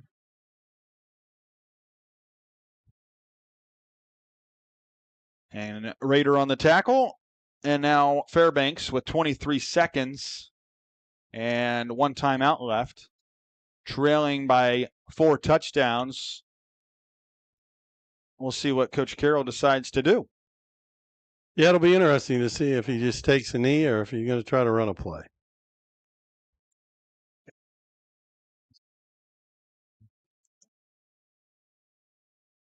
Now, if you try to run a trick play here, you risk anything happening at that point, right? Absolutely. You know, it's if I mean, you could take go a for risk big that they gain, or screw it up. Could really risk, yeah. You know, and it could be 42-7 at half because they just need one play. I formation here for the Panthers. Yeah, it's going to run They'll it. keep it safe on the ground, but then they'll find a seam up to the 35. Clock continues to roll now inside of 20 seconds. Nope, 21.2, and Coach Carroll takes the timeout. Probably wasn't going to, but then they get... Well, you might as well use it now. Yeah, they get the 15-yard gain there, or no, the clock does continue to run. Well, the official on the near side, well, I guess it was just to move the sticks, but... Now they're talking over with the clock. Well, the clock finally stopped. They ran a couple more seconds off. Now it's 10.4. Coach Carroll's down there baffled by the whole thing right now. He's got his arms up in the air wondering what the heck's going on. You know, I called timeout and the clock continued to run. Yeah, so see, I'm sure they're going to change what's on the clock. But 10.4, and again, you're in the same territory, though, Tim, where you risk anything on a trick play or whatever. But I don't think, I mean, Crawford's going to be preventing here because now Fairbanks can't take another timeout. So there's really not much in terms of trick plays that you can really fool the Crawford defense with either. But the half is really going the way of Colonel Crawford. Only a 7-yard touchdown run by Bryson Griffith has been the only point so far for Fairbanks. And I think you knew Coach Carroll probably coming in, they're going to have to convert on some of those trick plays, and that's what got them those 7 points. But they have been in the red zone a couple of different times as well, Tim, and have coming out of there with no points. So give credit to Crawford for their red zone defense as well. Oh, absolutely. You know, they've kept them out, and, you know, after the trick plays and did some things, so. And, you know, when you got to count on trick plays to try to score, you got problems. Fakes the handoff. Griffith rolls. Pressure coming. Throws it out wide. Incomplete. Nobody. And who exactly in the area was he throwing a ball to? I guess we'll say it was intended there for Weedman.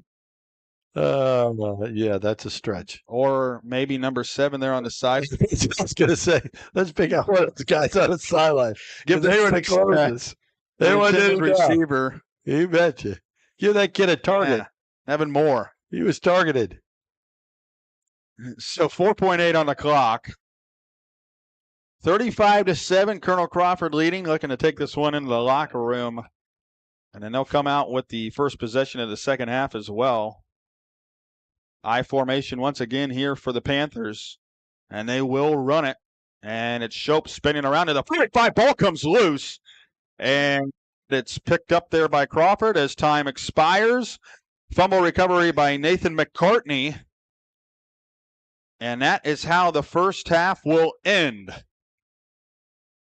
Colonel Crawford, they led 21-0 after the first. They now lead 35-7 here heading into the locker room. Connor McMichael with a 5-yard run to start the first quarter. Ends it with a 5-yard touchdown kick to give Colonel Crawford the 28-point advantage. So Colonel Crawford leading 35-7 here as both teams head to the locker room. Stay tuned for the Ohio News Network halftime show here on WBCO. Stay on the OH Report to watch the bands in the halftime show there, and then we'll come back and recap the first half as well. Once again, your score here at halftime. It is Colonel Crawford 35, Fairbanks 7. Stay tuned. You are listening to the high school football game of the week here on WBCO and watching on the OH Report.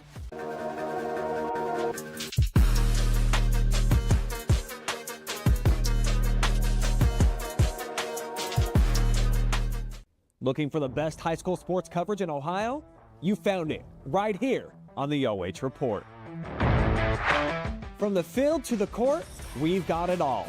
OH Report brings you local coverage like nobody else in the area, live and free. Follow OH Report now and never miss a moment of the action.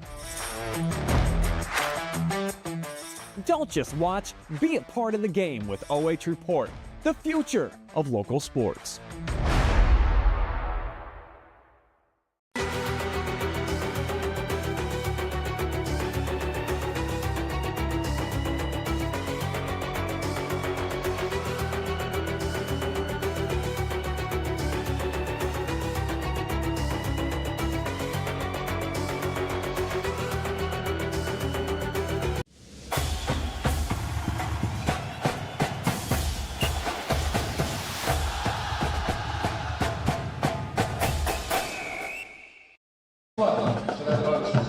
Tonight, your marching Eagles are bringing more energy than your uncle's Carrier United Baptist boys. Larger than life.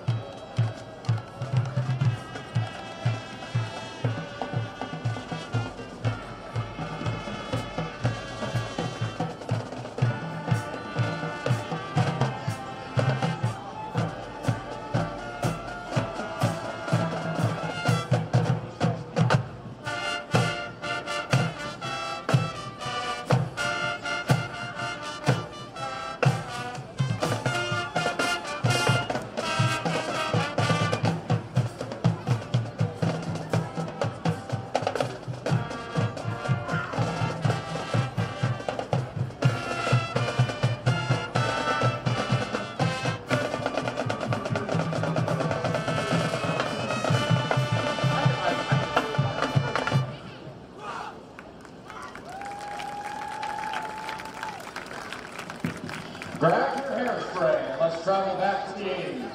In 1988, these Boston boys were tonight's hot ticket, making hearts melt faster than popsicles in July. Join the Eagle Band as we strut our stuff. No bullets required here.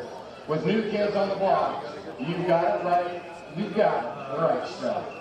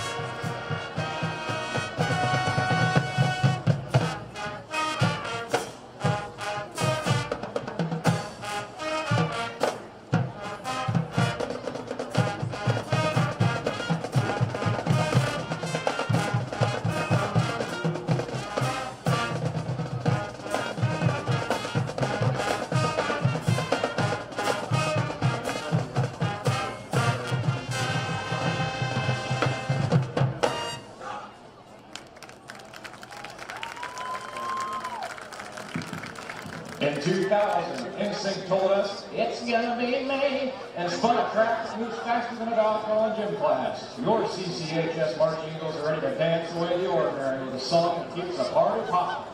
Wave it out for NSYNC's Bye, Bye, Bye.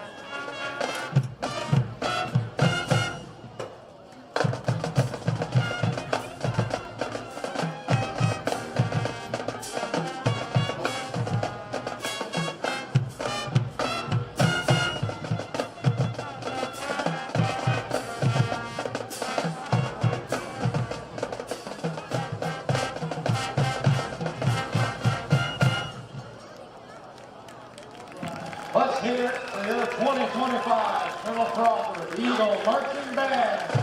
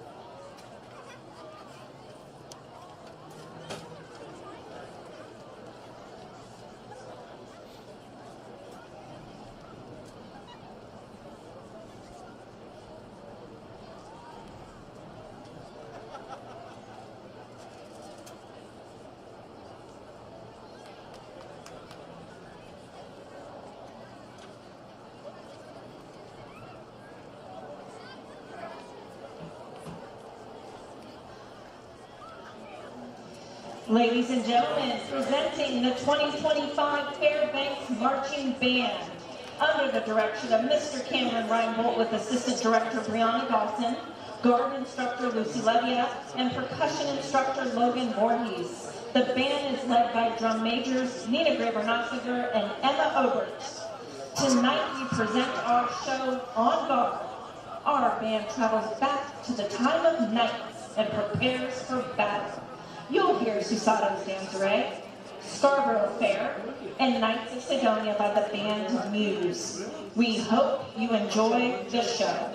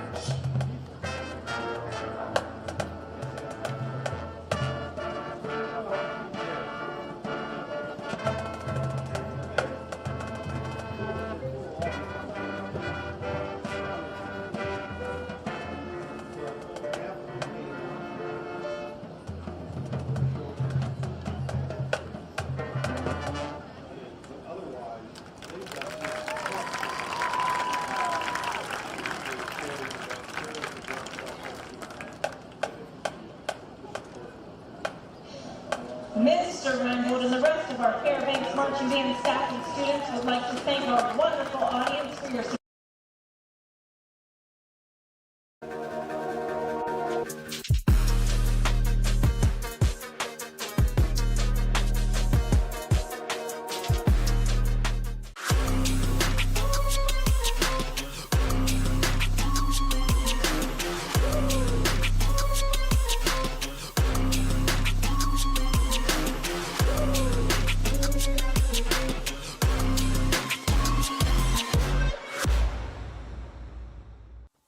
Take a look at all the action from Friday Night Football right here in North Central Ohio with great analysis, highlights, coach interviews, and so much more every single Friday night right here on the OH Report.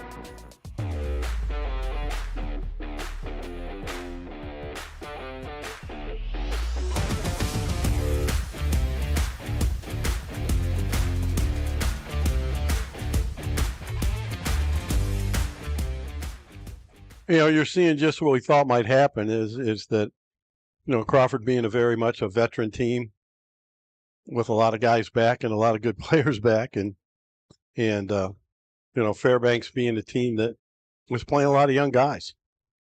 You look at their roster, half of their roster is freshmen. They got about 36 kids playing and 34 kids, something like that, and 16 of them are freshmen. You got 6 seniors. So, I'm sure Coach Carroll's, saying, hey, let's go out and compete. Let's show that we can get better. Let's try to win the half. Let's, do things like that. And on the other hand, is Coach Brunner is hoping to get the ball here on this first possession, go down and score, get the clock running, and maybe go one more series after that with the ones, and then get your young kids in the game.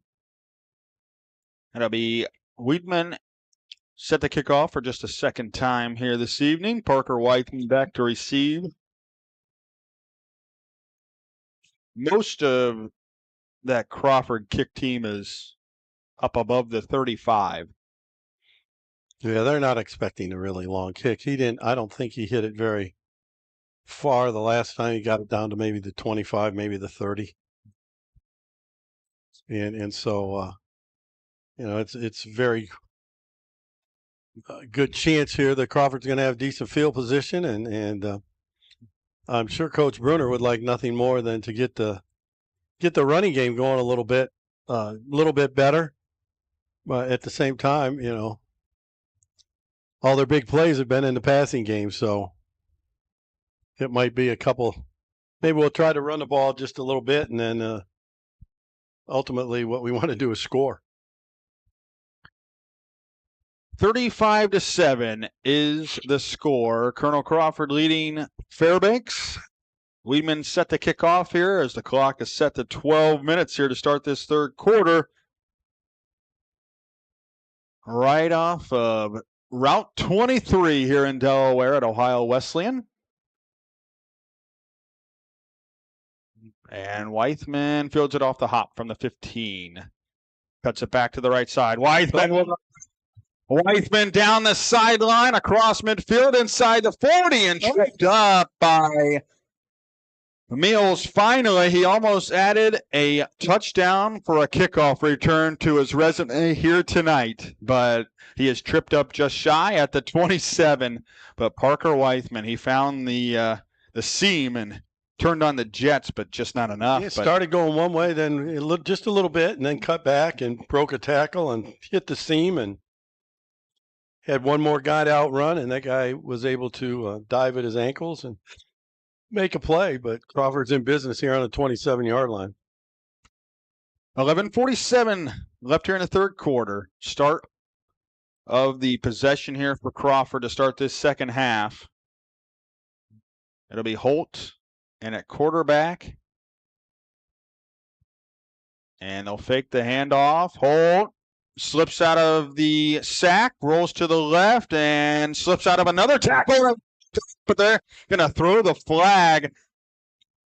He was released free on the block by Luke Christman. Looks like they're going to get him for the blind side block here. I don't know, Tim. I don't think so, but it's anymore. It's helmet to helmet. I mean, no. They're 0 for 5 on big calls. So push it back to the 42. Just give them, more time to push it further into Fairbanks territory, but it is a 15-yard penalty, but here we go. It'll be first down and 25. Braden Holto showing, his athleticism there, is able to break a tackle, and, he turned a bad play into a 10-yard gain, and these guys now are squatting. They want to be up, and I don't think they should do that. Throw it long, tip. Parker Weidman, are you kidding me? He's having a pretty good day, isn't he? Almost intercepted, but right back into the hands of the one and only number 1, Parker Weidman.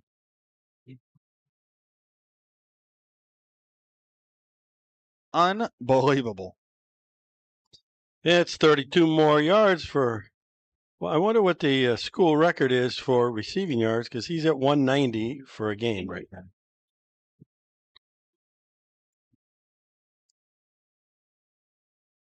I mean, if he were to play a full game, we've been with great coverage and probably should have batted it down instead of tipping it up, obviously. Yeah. Great concentration by Weithman. And he's going to be one-on-one out here on the near side. Baker hands it up the middle. They'll get the initial push by Connor McMichael to the 7. But not a lot of room there so far for Connor, and he hasn't really been able to shake loose. He's had the 10-yard gain, Tim, but I think that's been his largest of the night. Well, they got into their basic wing T formation, went under center.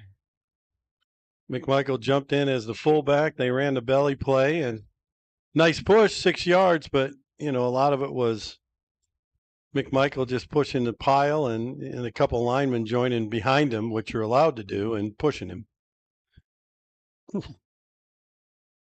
They'll fake it to McMichael. Running a little boot action. But Baker overthrows the intended receiver for Tyler Lash. Threw it through the back of the end zone and just a little bit more touch. And had another touchdown. He almost tried to put too much on it, and all he had to do was flip it out there. He's wide open. You could underthrown it by a couple yards. And there was a chop block, it looks like, as well. Didn't see the flag, but I guess it would have came back either way. Oh, well, and so we got to take that off the books. Let's see. Back to that play, Tim. I mean, you're the quarterback coach. And does he have time to stop there, or is that just where his momentum's moving too far forward? I thought he was feeling just a little bit of pressure, so he was running with it. But, shoot, he could shot put it out there, and it's a touchdown, and that's – I tell him, you can't ever miss a wide open guy. It's just flip it out there. It doesn't have to be perfect. Just get it into the vicinity and let him make the play. Should be 2nd down and 14. Holt back in there at quarterback. Pressure coming up the middle. Holt. And he slips through it, spins out of it. And this is Lash, the 8. And slips into the end zone. Tyler Lash, Ethan Holt. There's the Houdini. And it is indeed a 41-7 lead for Colonel Crawford. Well, Lash deserved that after being wide open the pass before and not getting it. But again, Holt just showing unbelievable escapability. I mean, it looked for sure that time he was going down. He had 2 guys on him, and he spun out of it and came back this way and made the play.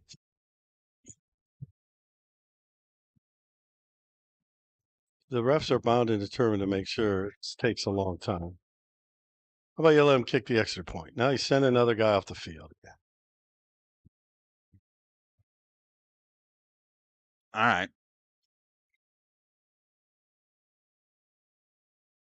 For the all-important extra point. By the veteran. I'm calling him a veteran. I'm not going to make fun anymore than how long he seems to have been there. He's just a veteran kicker. All right. And the kick is good. There goes Weithman sprinting down to get ready for the kickoff team, as he always did last year. Or is that someone else? No, that's a new guy that's doing it. It's 2 1s. So it's number 11. Aiden Spears. But 42-7, 8:26 to play here, third quarter. Colonel Crawford in command. You are listening to high school football here on WBCO and watching on the OH Report.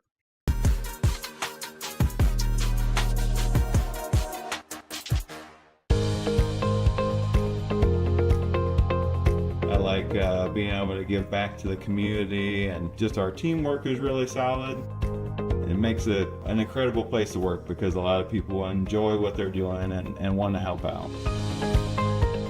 You get to learn every day. You get to meet very unique people. I get to interact with everyone from the clinical staff to the administrative staff. Everyone has something to offer. It's kind of like a million puzzle pieces coming together to make one large, beautiful piece.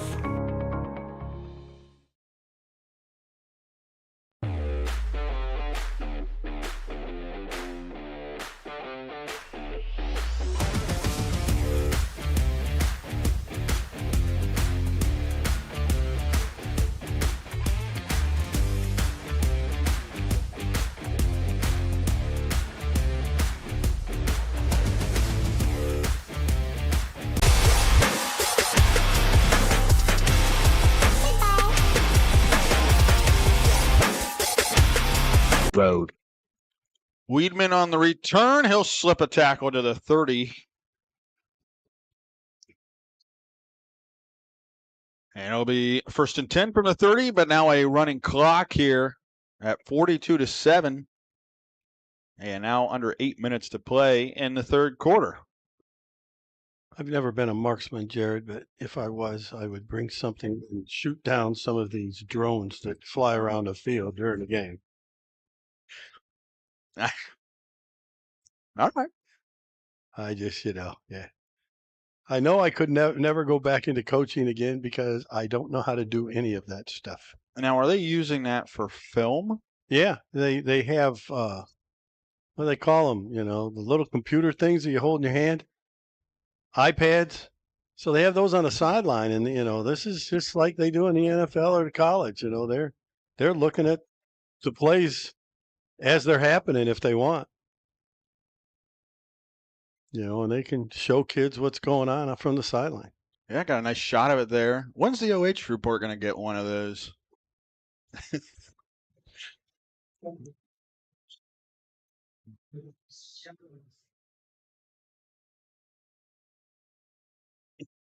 Just many ways, and turns into analytics and everything else, Tim. And yeah, sometimes it should just turn into blocking, tackling, and making plays. As Colonel Crawford has continuously done here tonight. Just that, yes. Now a flag comes in. It might be a face mask. Now another flag comes in. There it is. These guys, yeah, there we go. Laundry all over the field. Yeah. But hey, guess what? The clock continues to run through these. Yeah. Through these, so it doesn't really affect it too much now, as we had one of the longest first halves in the history of football. As we always do. You think Josh and Jeff are already home from Mohawk and tucked into bed? I'd be willing to bet they're close. So one is there's 2 penalties on. I don't know. I don't know. I don't understand any of it. So he signaled 2 different penalties.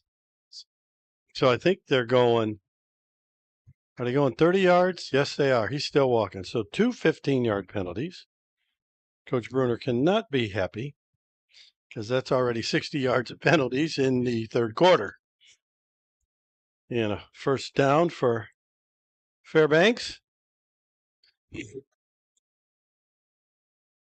Almost 1st and goal after the penalties.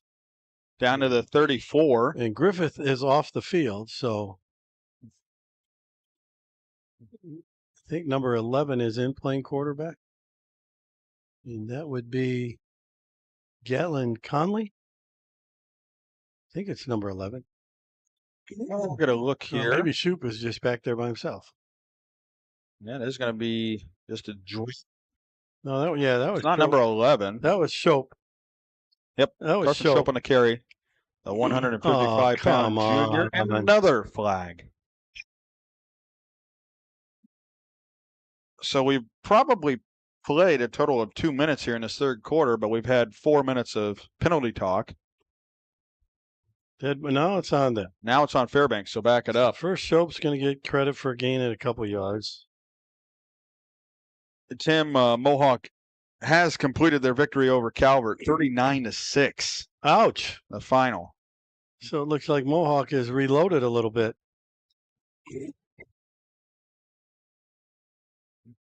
So he's saying he just shoved a guy while they were in the pile, I guess.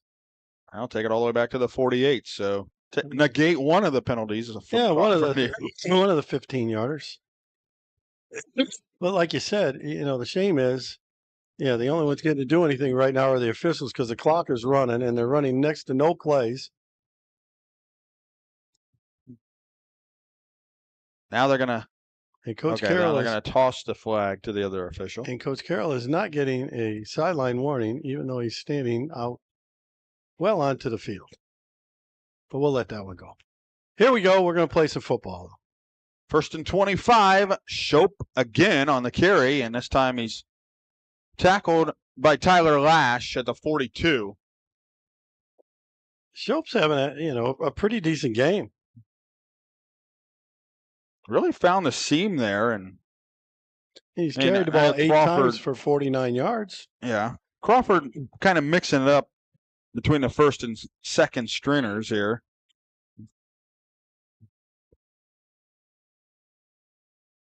Yeah, he's got his second group of linebackers in there. I know that because I know that Gray's in there and McMichael's in there. Is so McMichael still might in? be a mix. Schulp again on a carry, and this time dragged down hard by Brady Fox to the 36.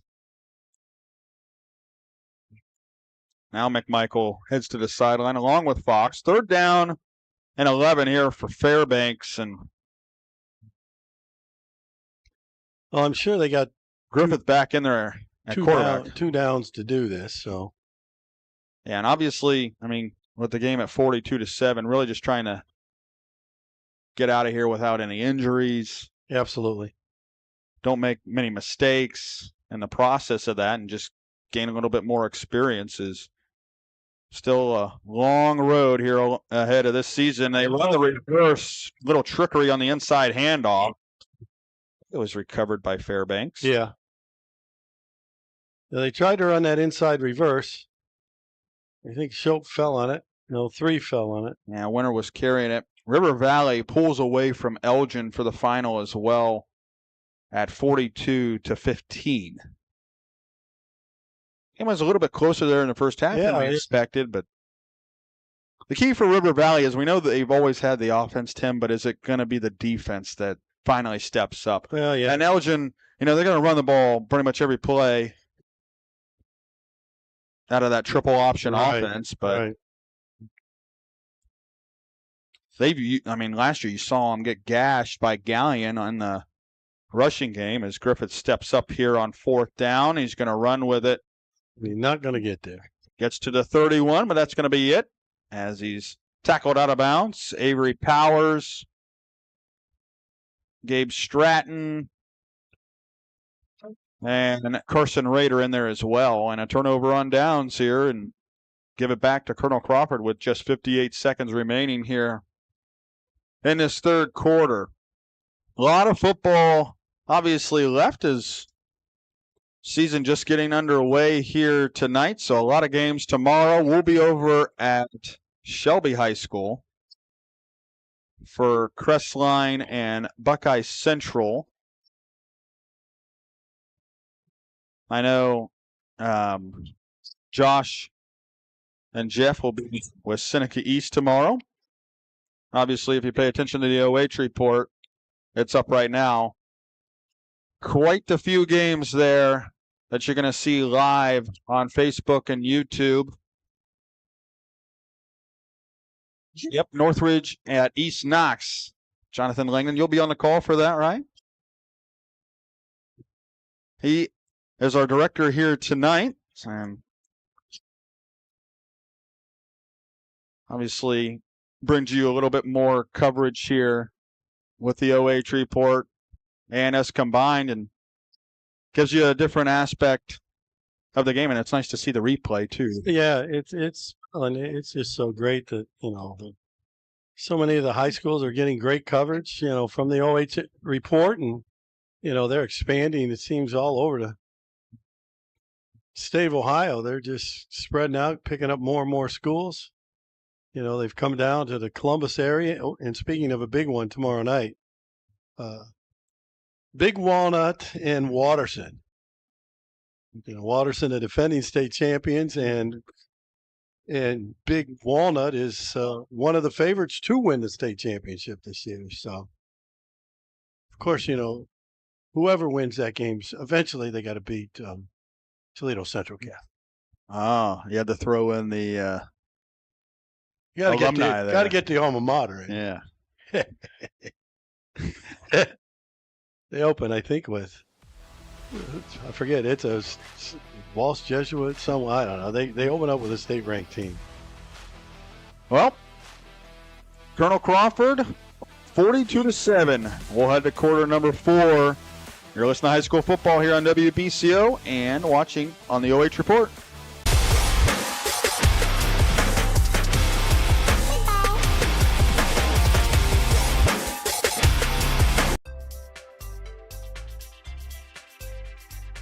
First Federal Community Bank is excited to offer the Ohio Homebuyers Plus program, and it's meant to offer an above-market interest rate to help the potential home buyer in their journey towards home ownership. We've got great rates, especially for first-time home buyers. Here at First Federal Community Bank, we are here to make the home buying experience smooth and stress-free. As a community bank, we're excited to offer this account to help fulfill the dream of owning a home. Member FDIC, Equal Housing Lender.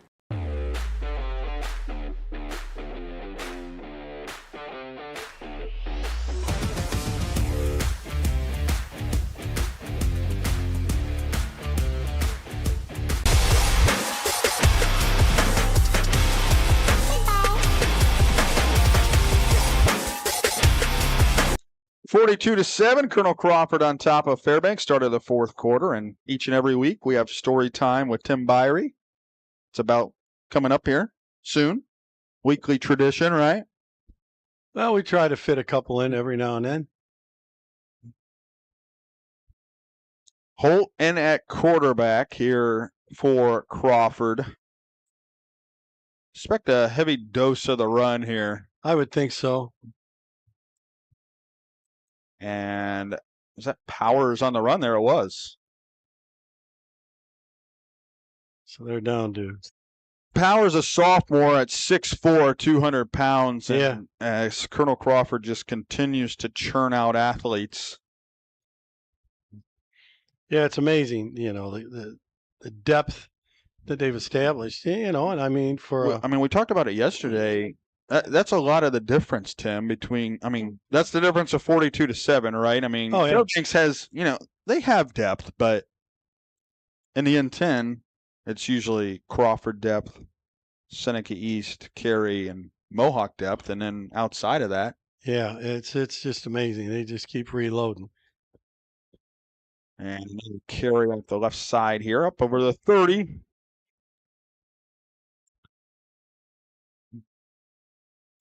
And again, I think that was Powers.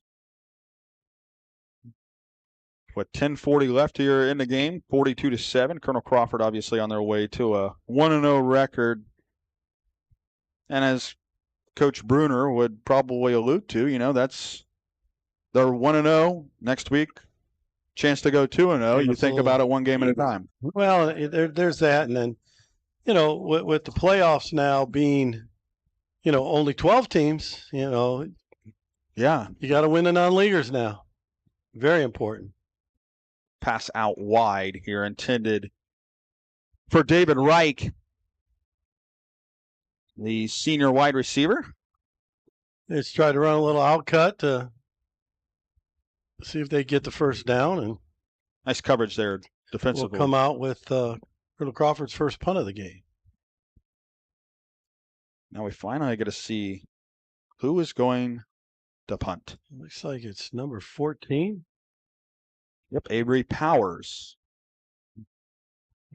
They have a few punters listed, but that is a big punter.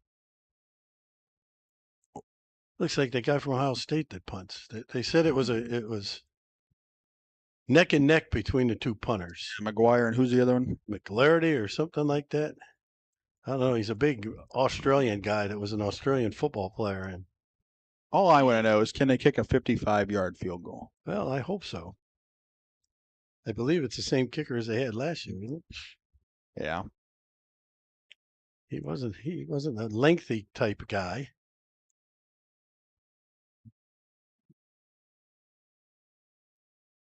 As there's a timeout.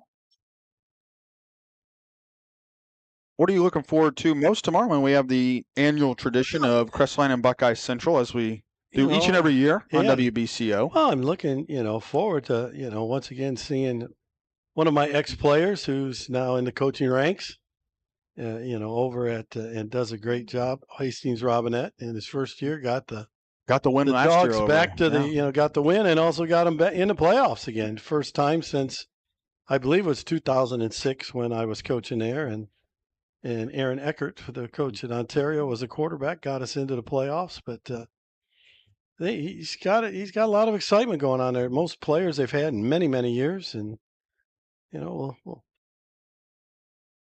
Buckeye Central is a team with a lot of guys back. Line drive punt. This ball's all over the place. Spin down, and Colonel Crawford, did they recover it? I don't know if Fairbanks touched it or not. I thought about 3 different guys touched it. Did you? I thought there was they were all of a sudden they started chasing it down. It was like, why are you chasing the ball? I think it initially went off of. It looks like though they're going to give it to Fairbanks. No, I think it's Fairbanks has Crawford. got The Fairbanks defense is out there. No, they're moving the sticks that way. So another fumble for Fairbanks. That's a opening game mistake there.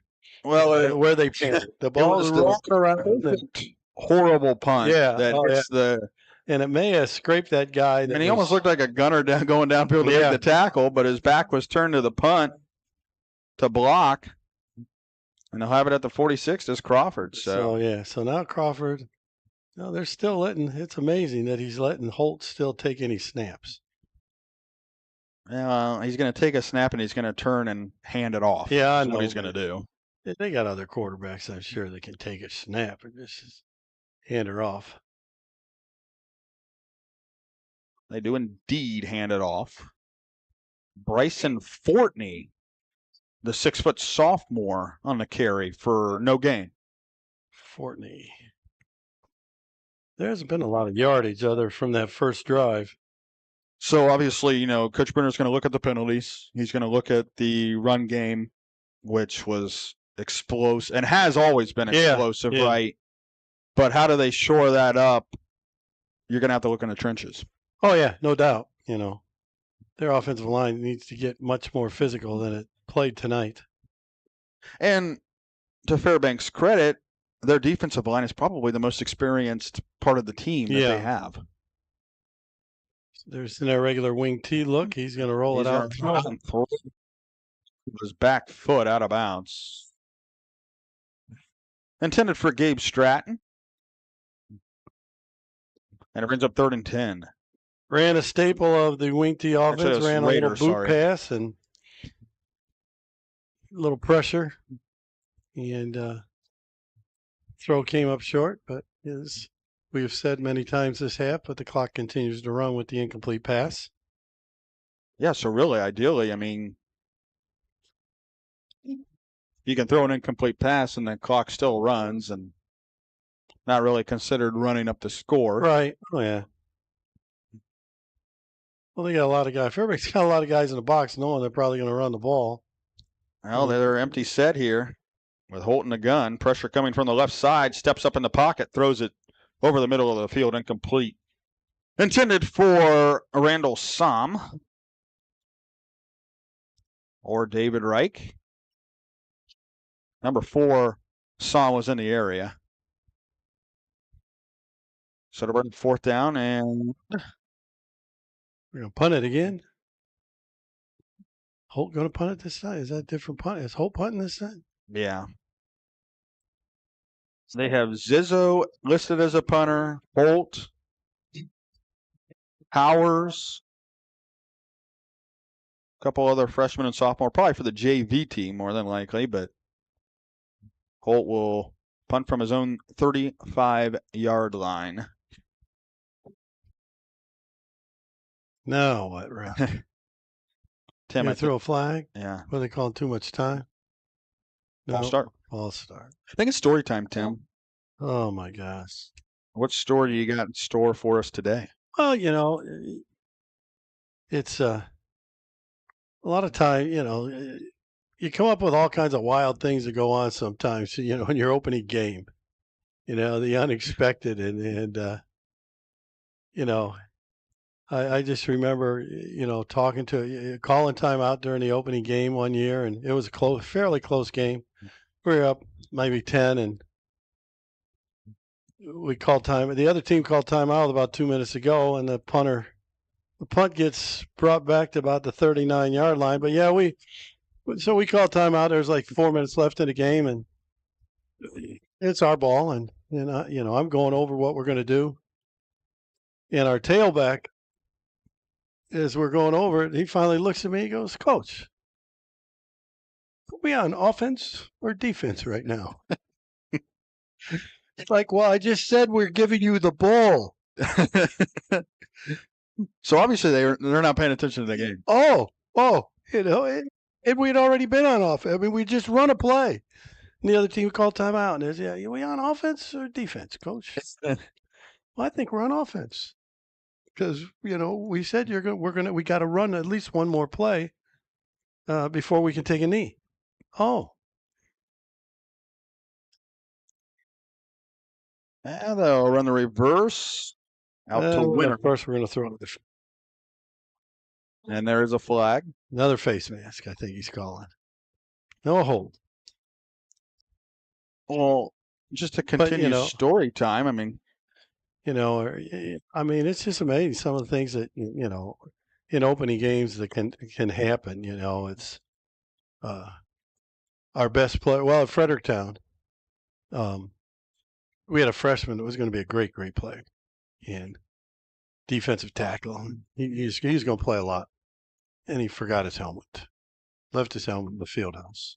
This is a away game. And our head coach was a very intense guy.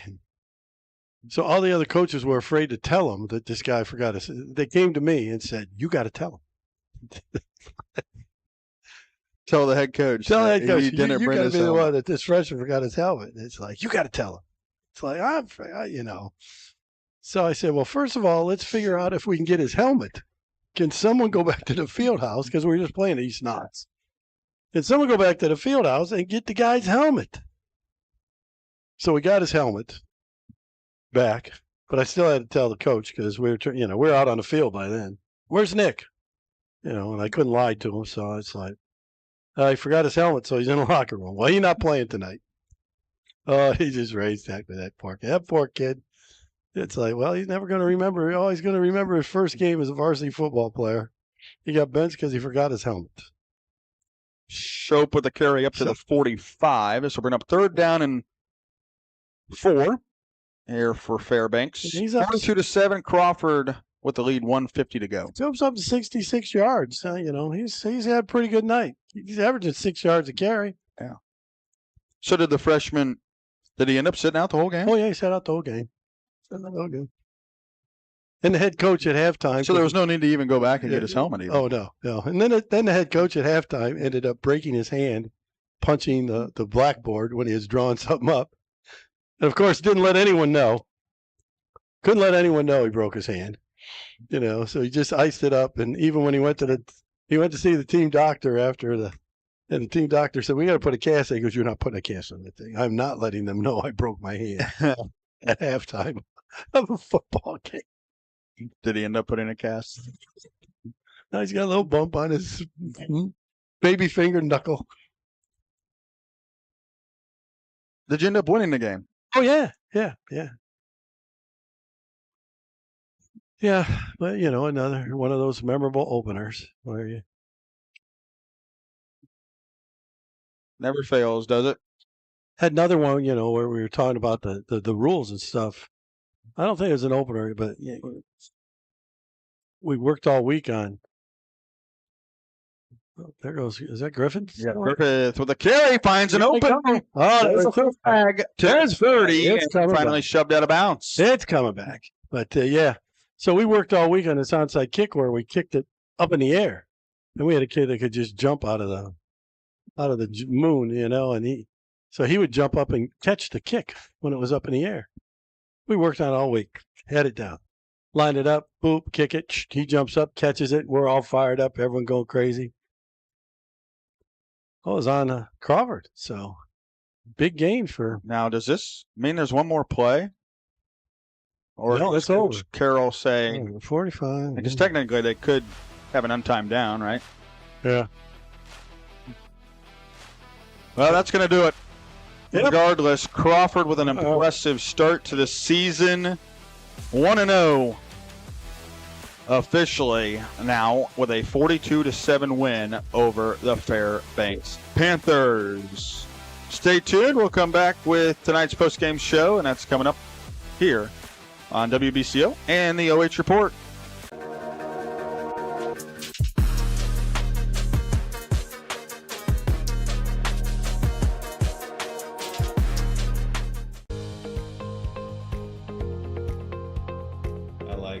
being able to give back to the community, and just our teamwork is really solid.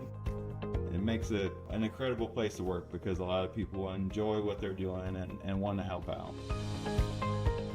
You get to learn every day. You get to meet very unique people. I get to interact with everyone from the clinical staff to the administrative staff. Everyone has something to offer. It's kind of like a million puzzle pieces coming together to make one large, beautiful piece.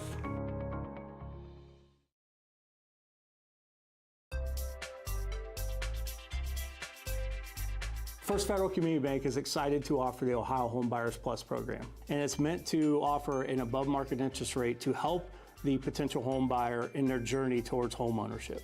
We've got great rates, especially for first-time home buyers. Here at First Federal Community Bank, we are here to make the home buying experience smooth and stress-free.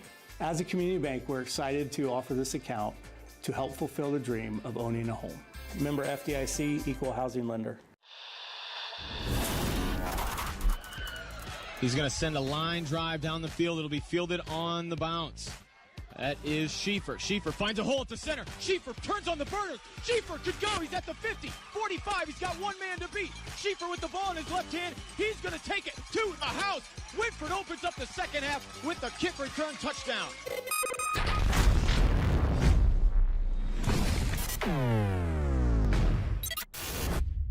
For 25 years, the team at Spreng Capital Management has helped you and your family through times of economic uncertainty. This experience and knowledge has helped us to guide you through numerous economic cycles, making us qualified to help you through the economic turmoil of today. When reviewing your own economic plan, let us help guide you along the right path. Call us at 419-563-0084. At Spreng Capital Management, we are here to be your financial partner.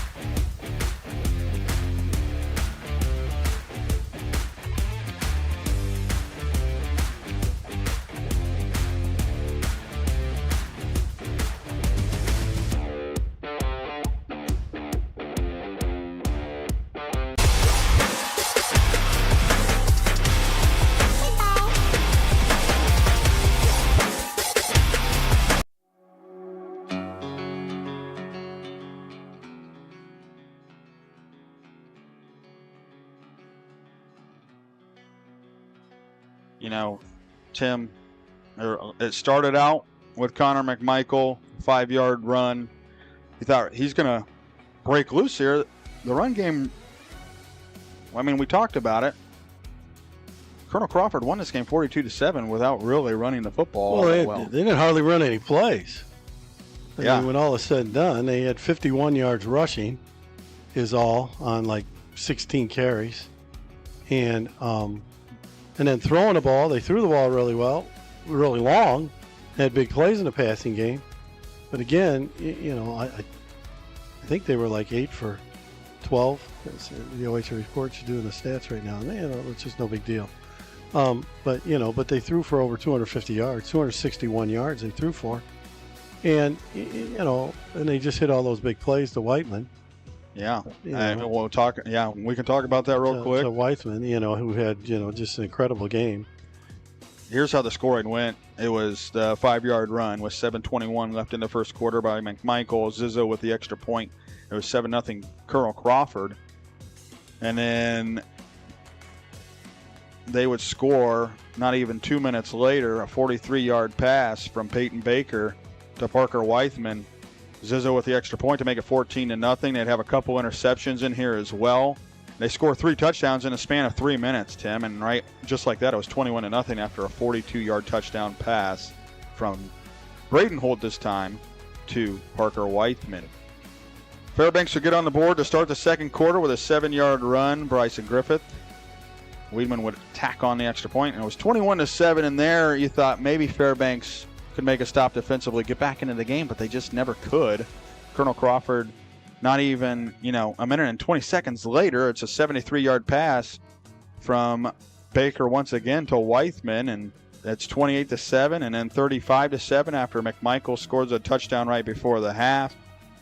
And, really where they may be able to get the running game going, Tim, is they're going to have to throw the ball to their backs out of the backfield, kind of loosen things up that way maybe to get that offensive line moving and get that push up front. That, and then, they'll look at the film, and I'm sure, and make some corrections of whatever it was that was causing the issues.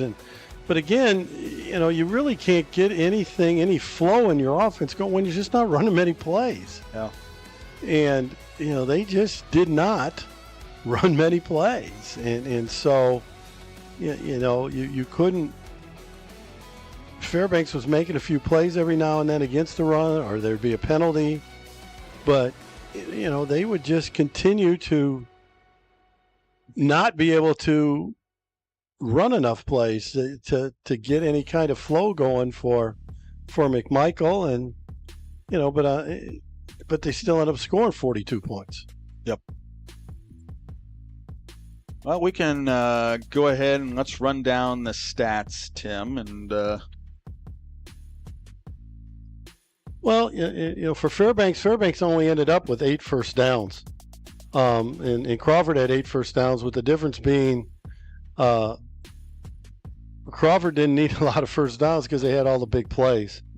But overall, Fairbanks ran the ball 26 times for 113 yards, so averaged just a little over 4 yards a carry, and that included a couple big runs there right at the end, that last possession. Throwing the ball, they ended up completing 7 out of 11 for 109 yards and threw 2 interceptions, but, the bulk of those yards came on the 2 trick plays where Shope threw the ball, and so they really didn't have much success there. But, a total of 222 yards.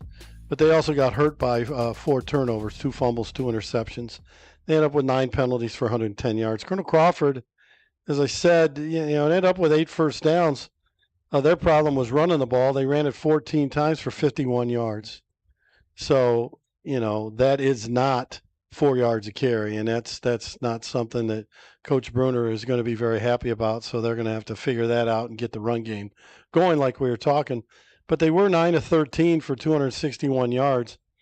So they had over 300 yards of total offense, but unbelievable, they only ran 27 plays. Yeah. And, that's just, because they hit all the big ones. Here's a replay on the one-handed grab by Weithman. That was big time. 190 yards, 3 touchdowns for him. So he has 190 catches. Yeah. He has 190 of their 304 yards of total offense.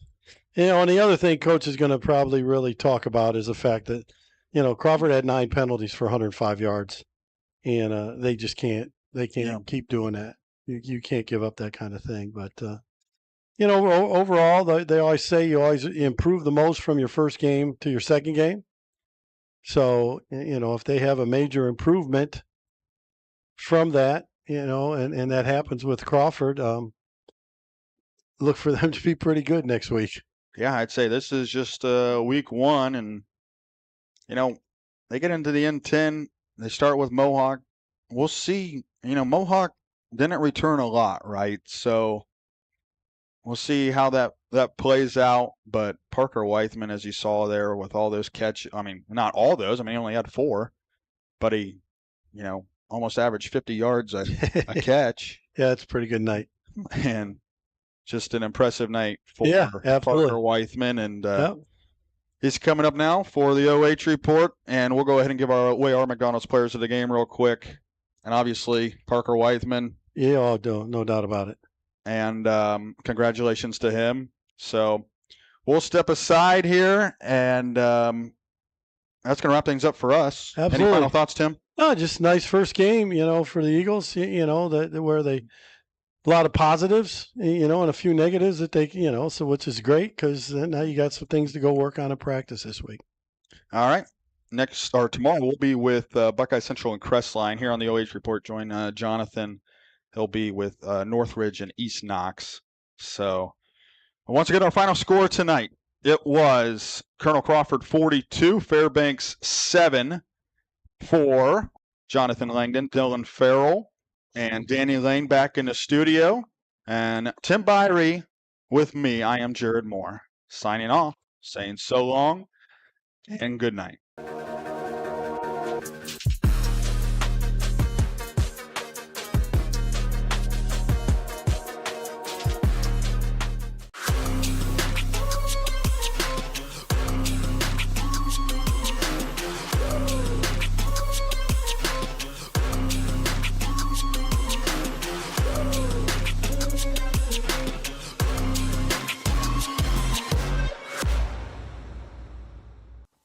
Take a look at all the action from Friday Night Football right here in North Central Ohio with great analysis, highlights, coach interviews, and so much more every single Friday night right here on the OH Report.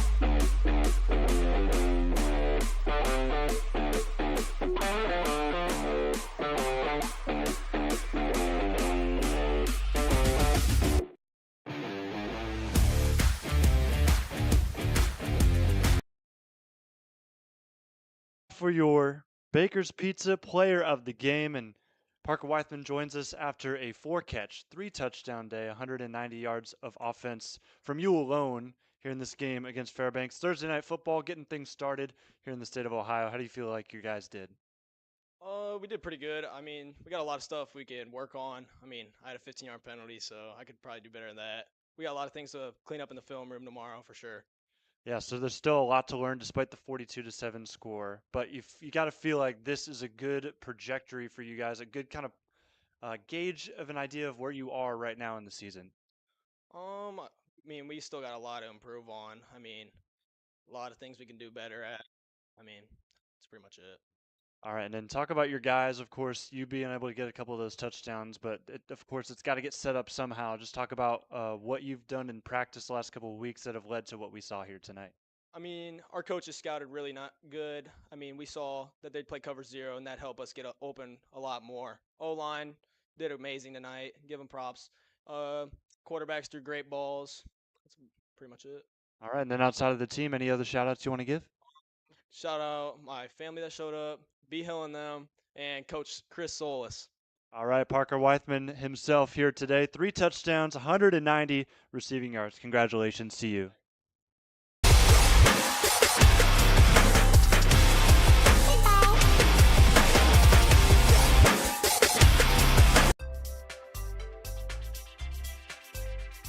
First Federal Community Bank is excited to offer the Ohio Homebuyers Plus program, and it's meant to offer an above-market interest rate to help the potential home buyer in their journey towards home ownership.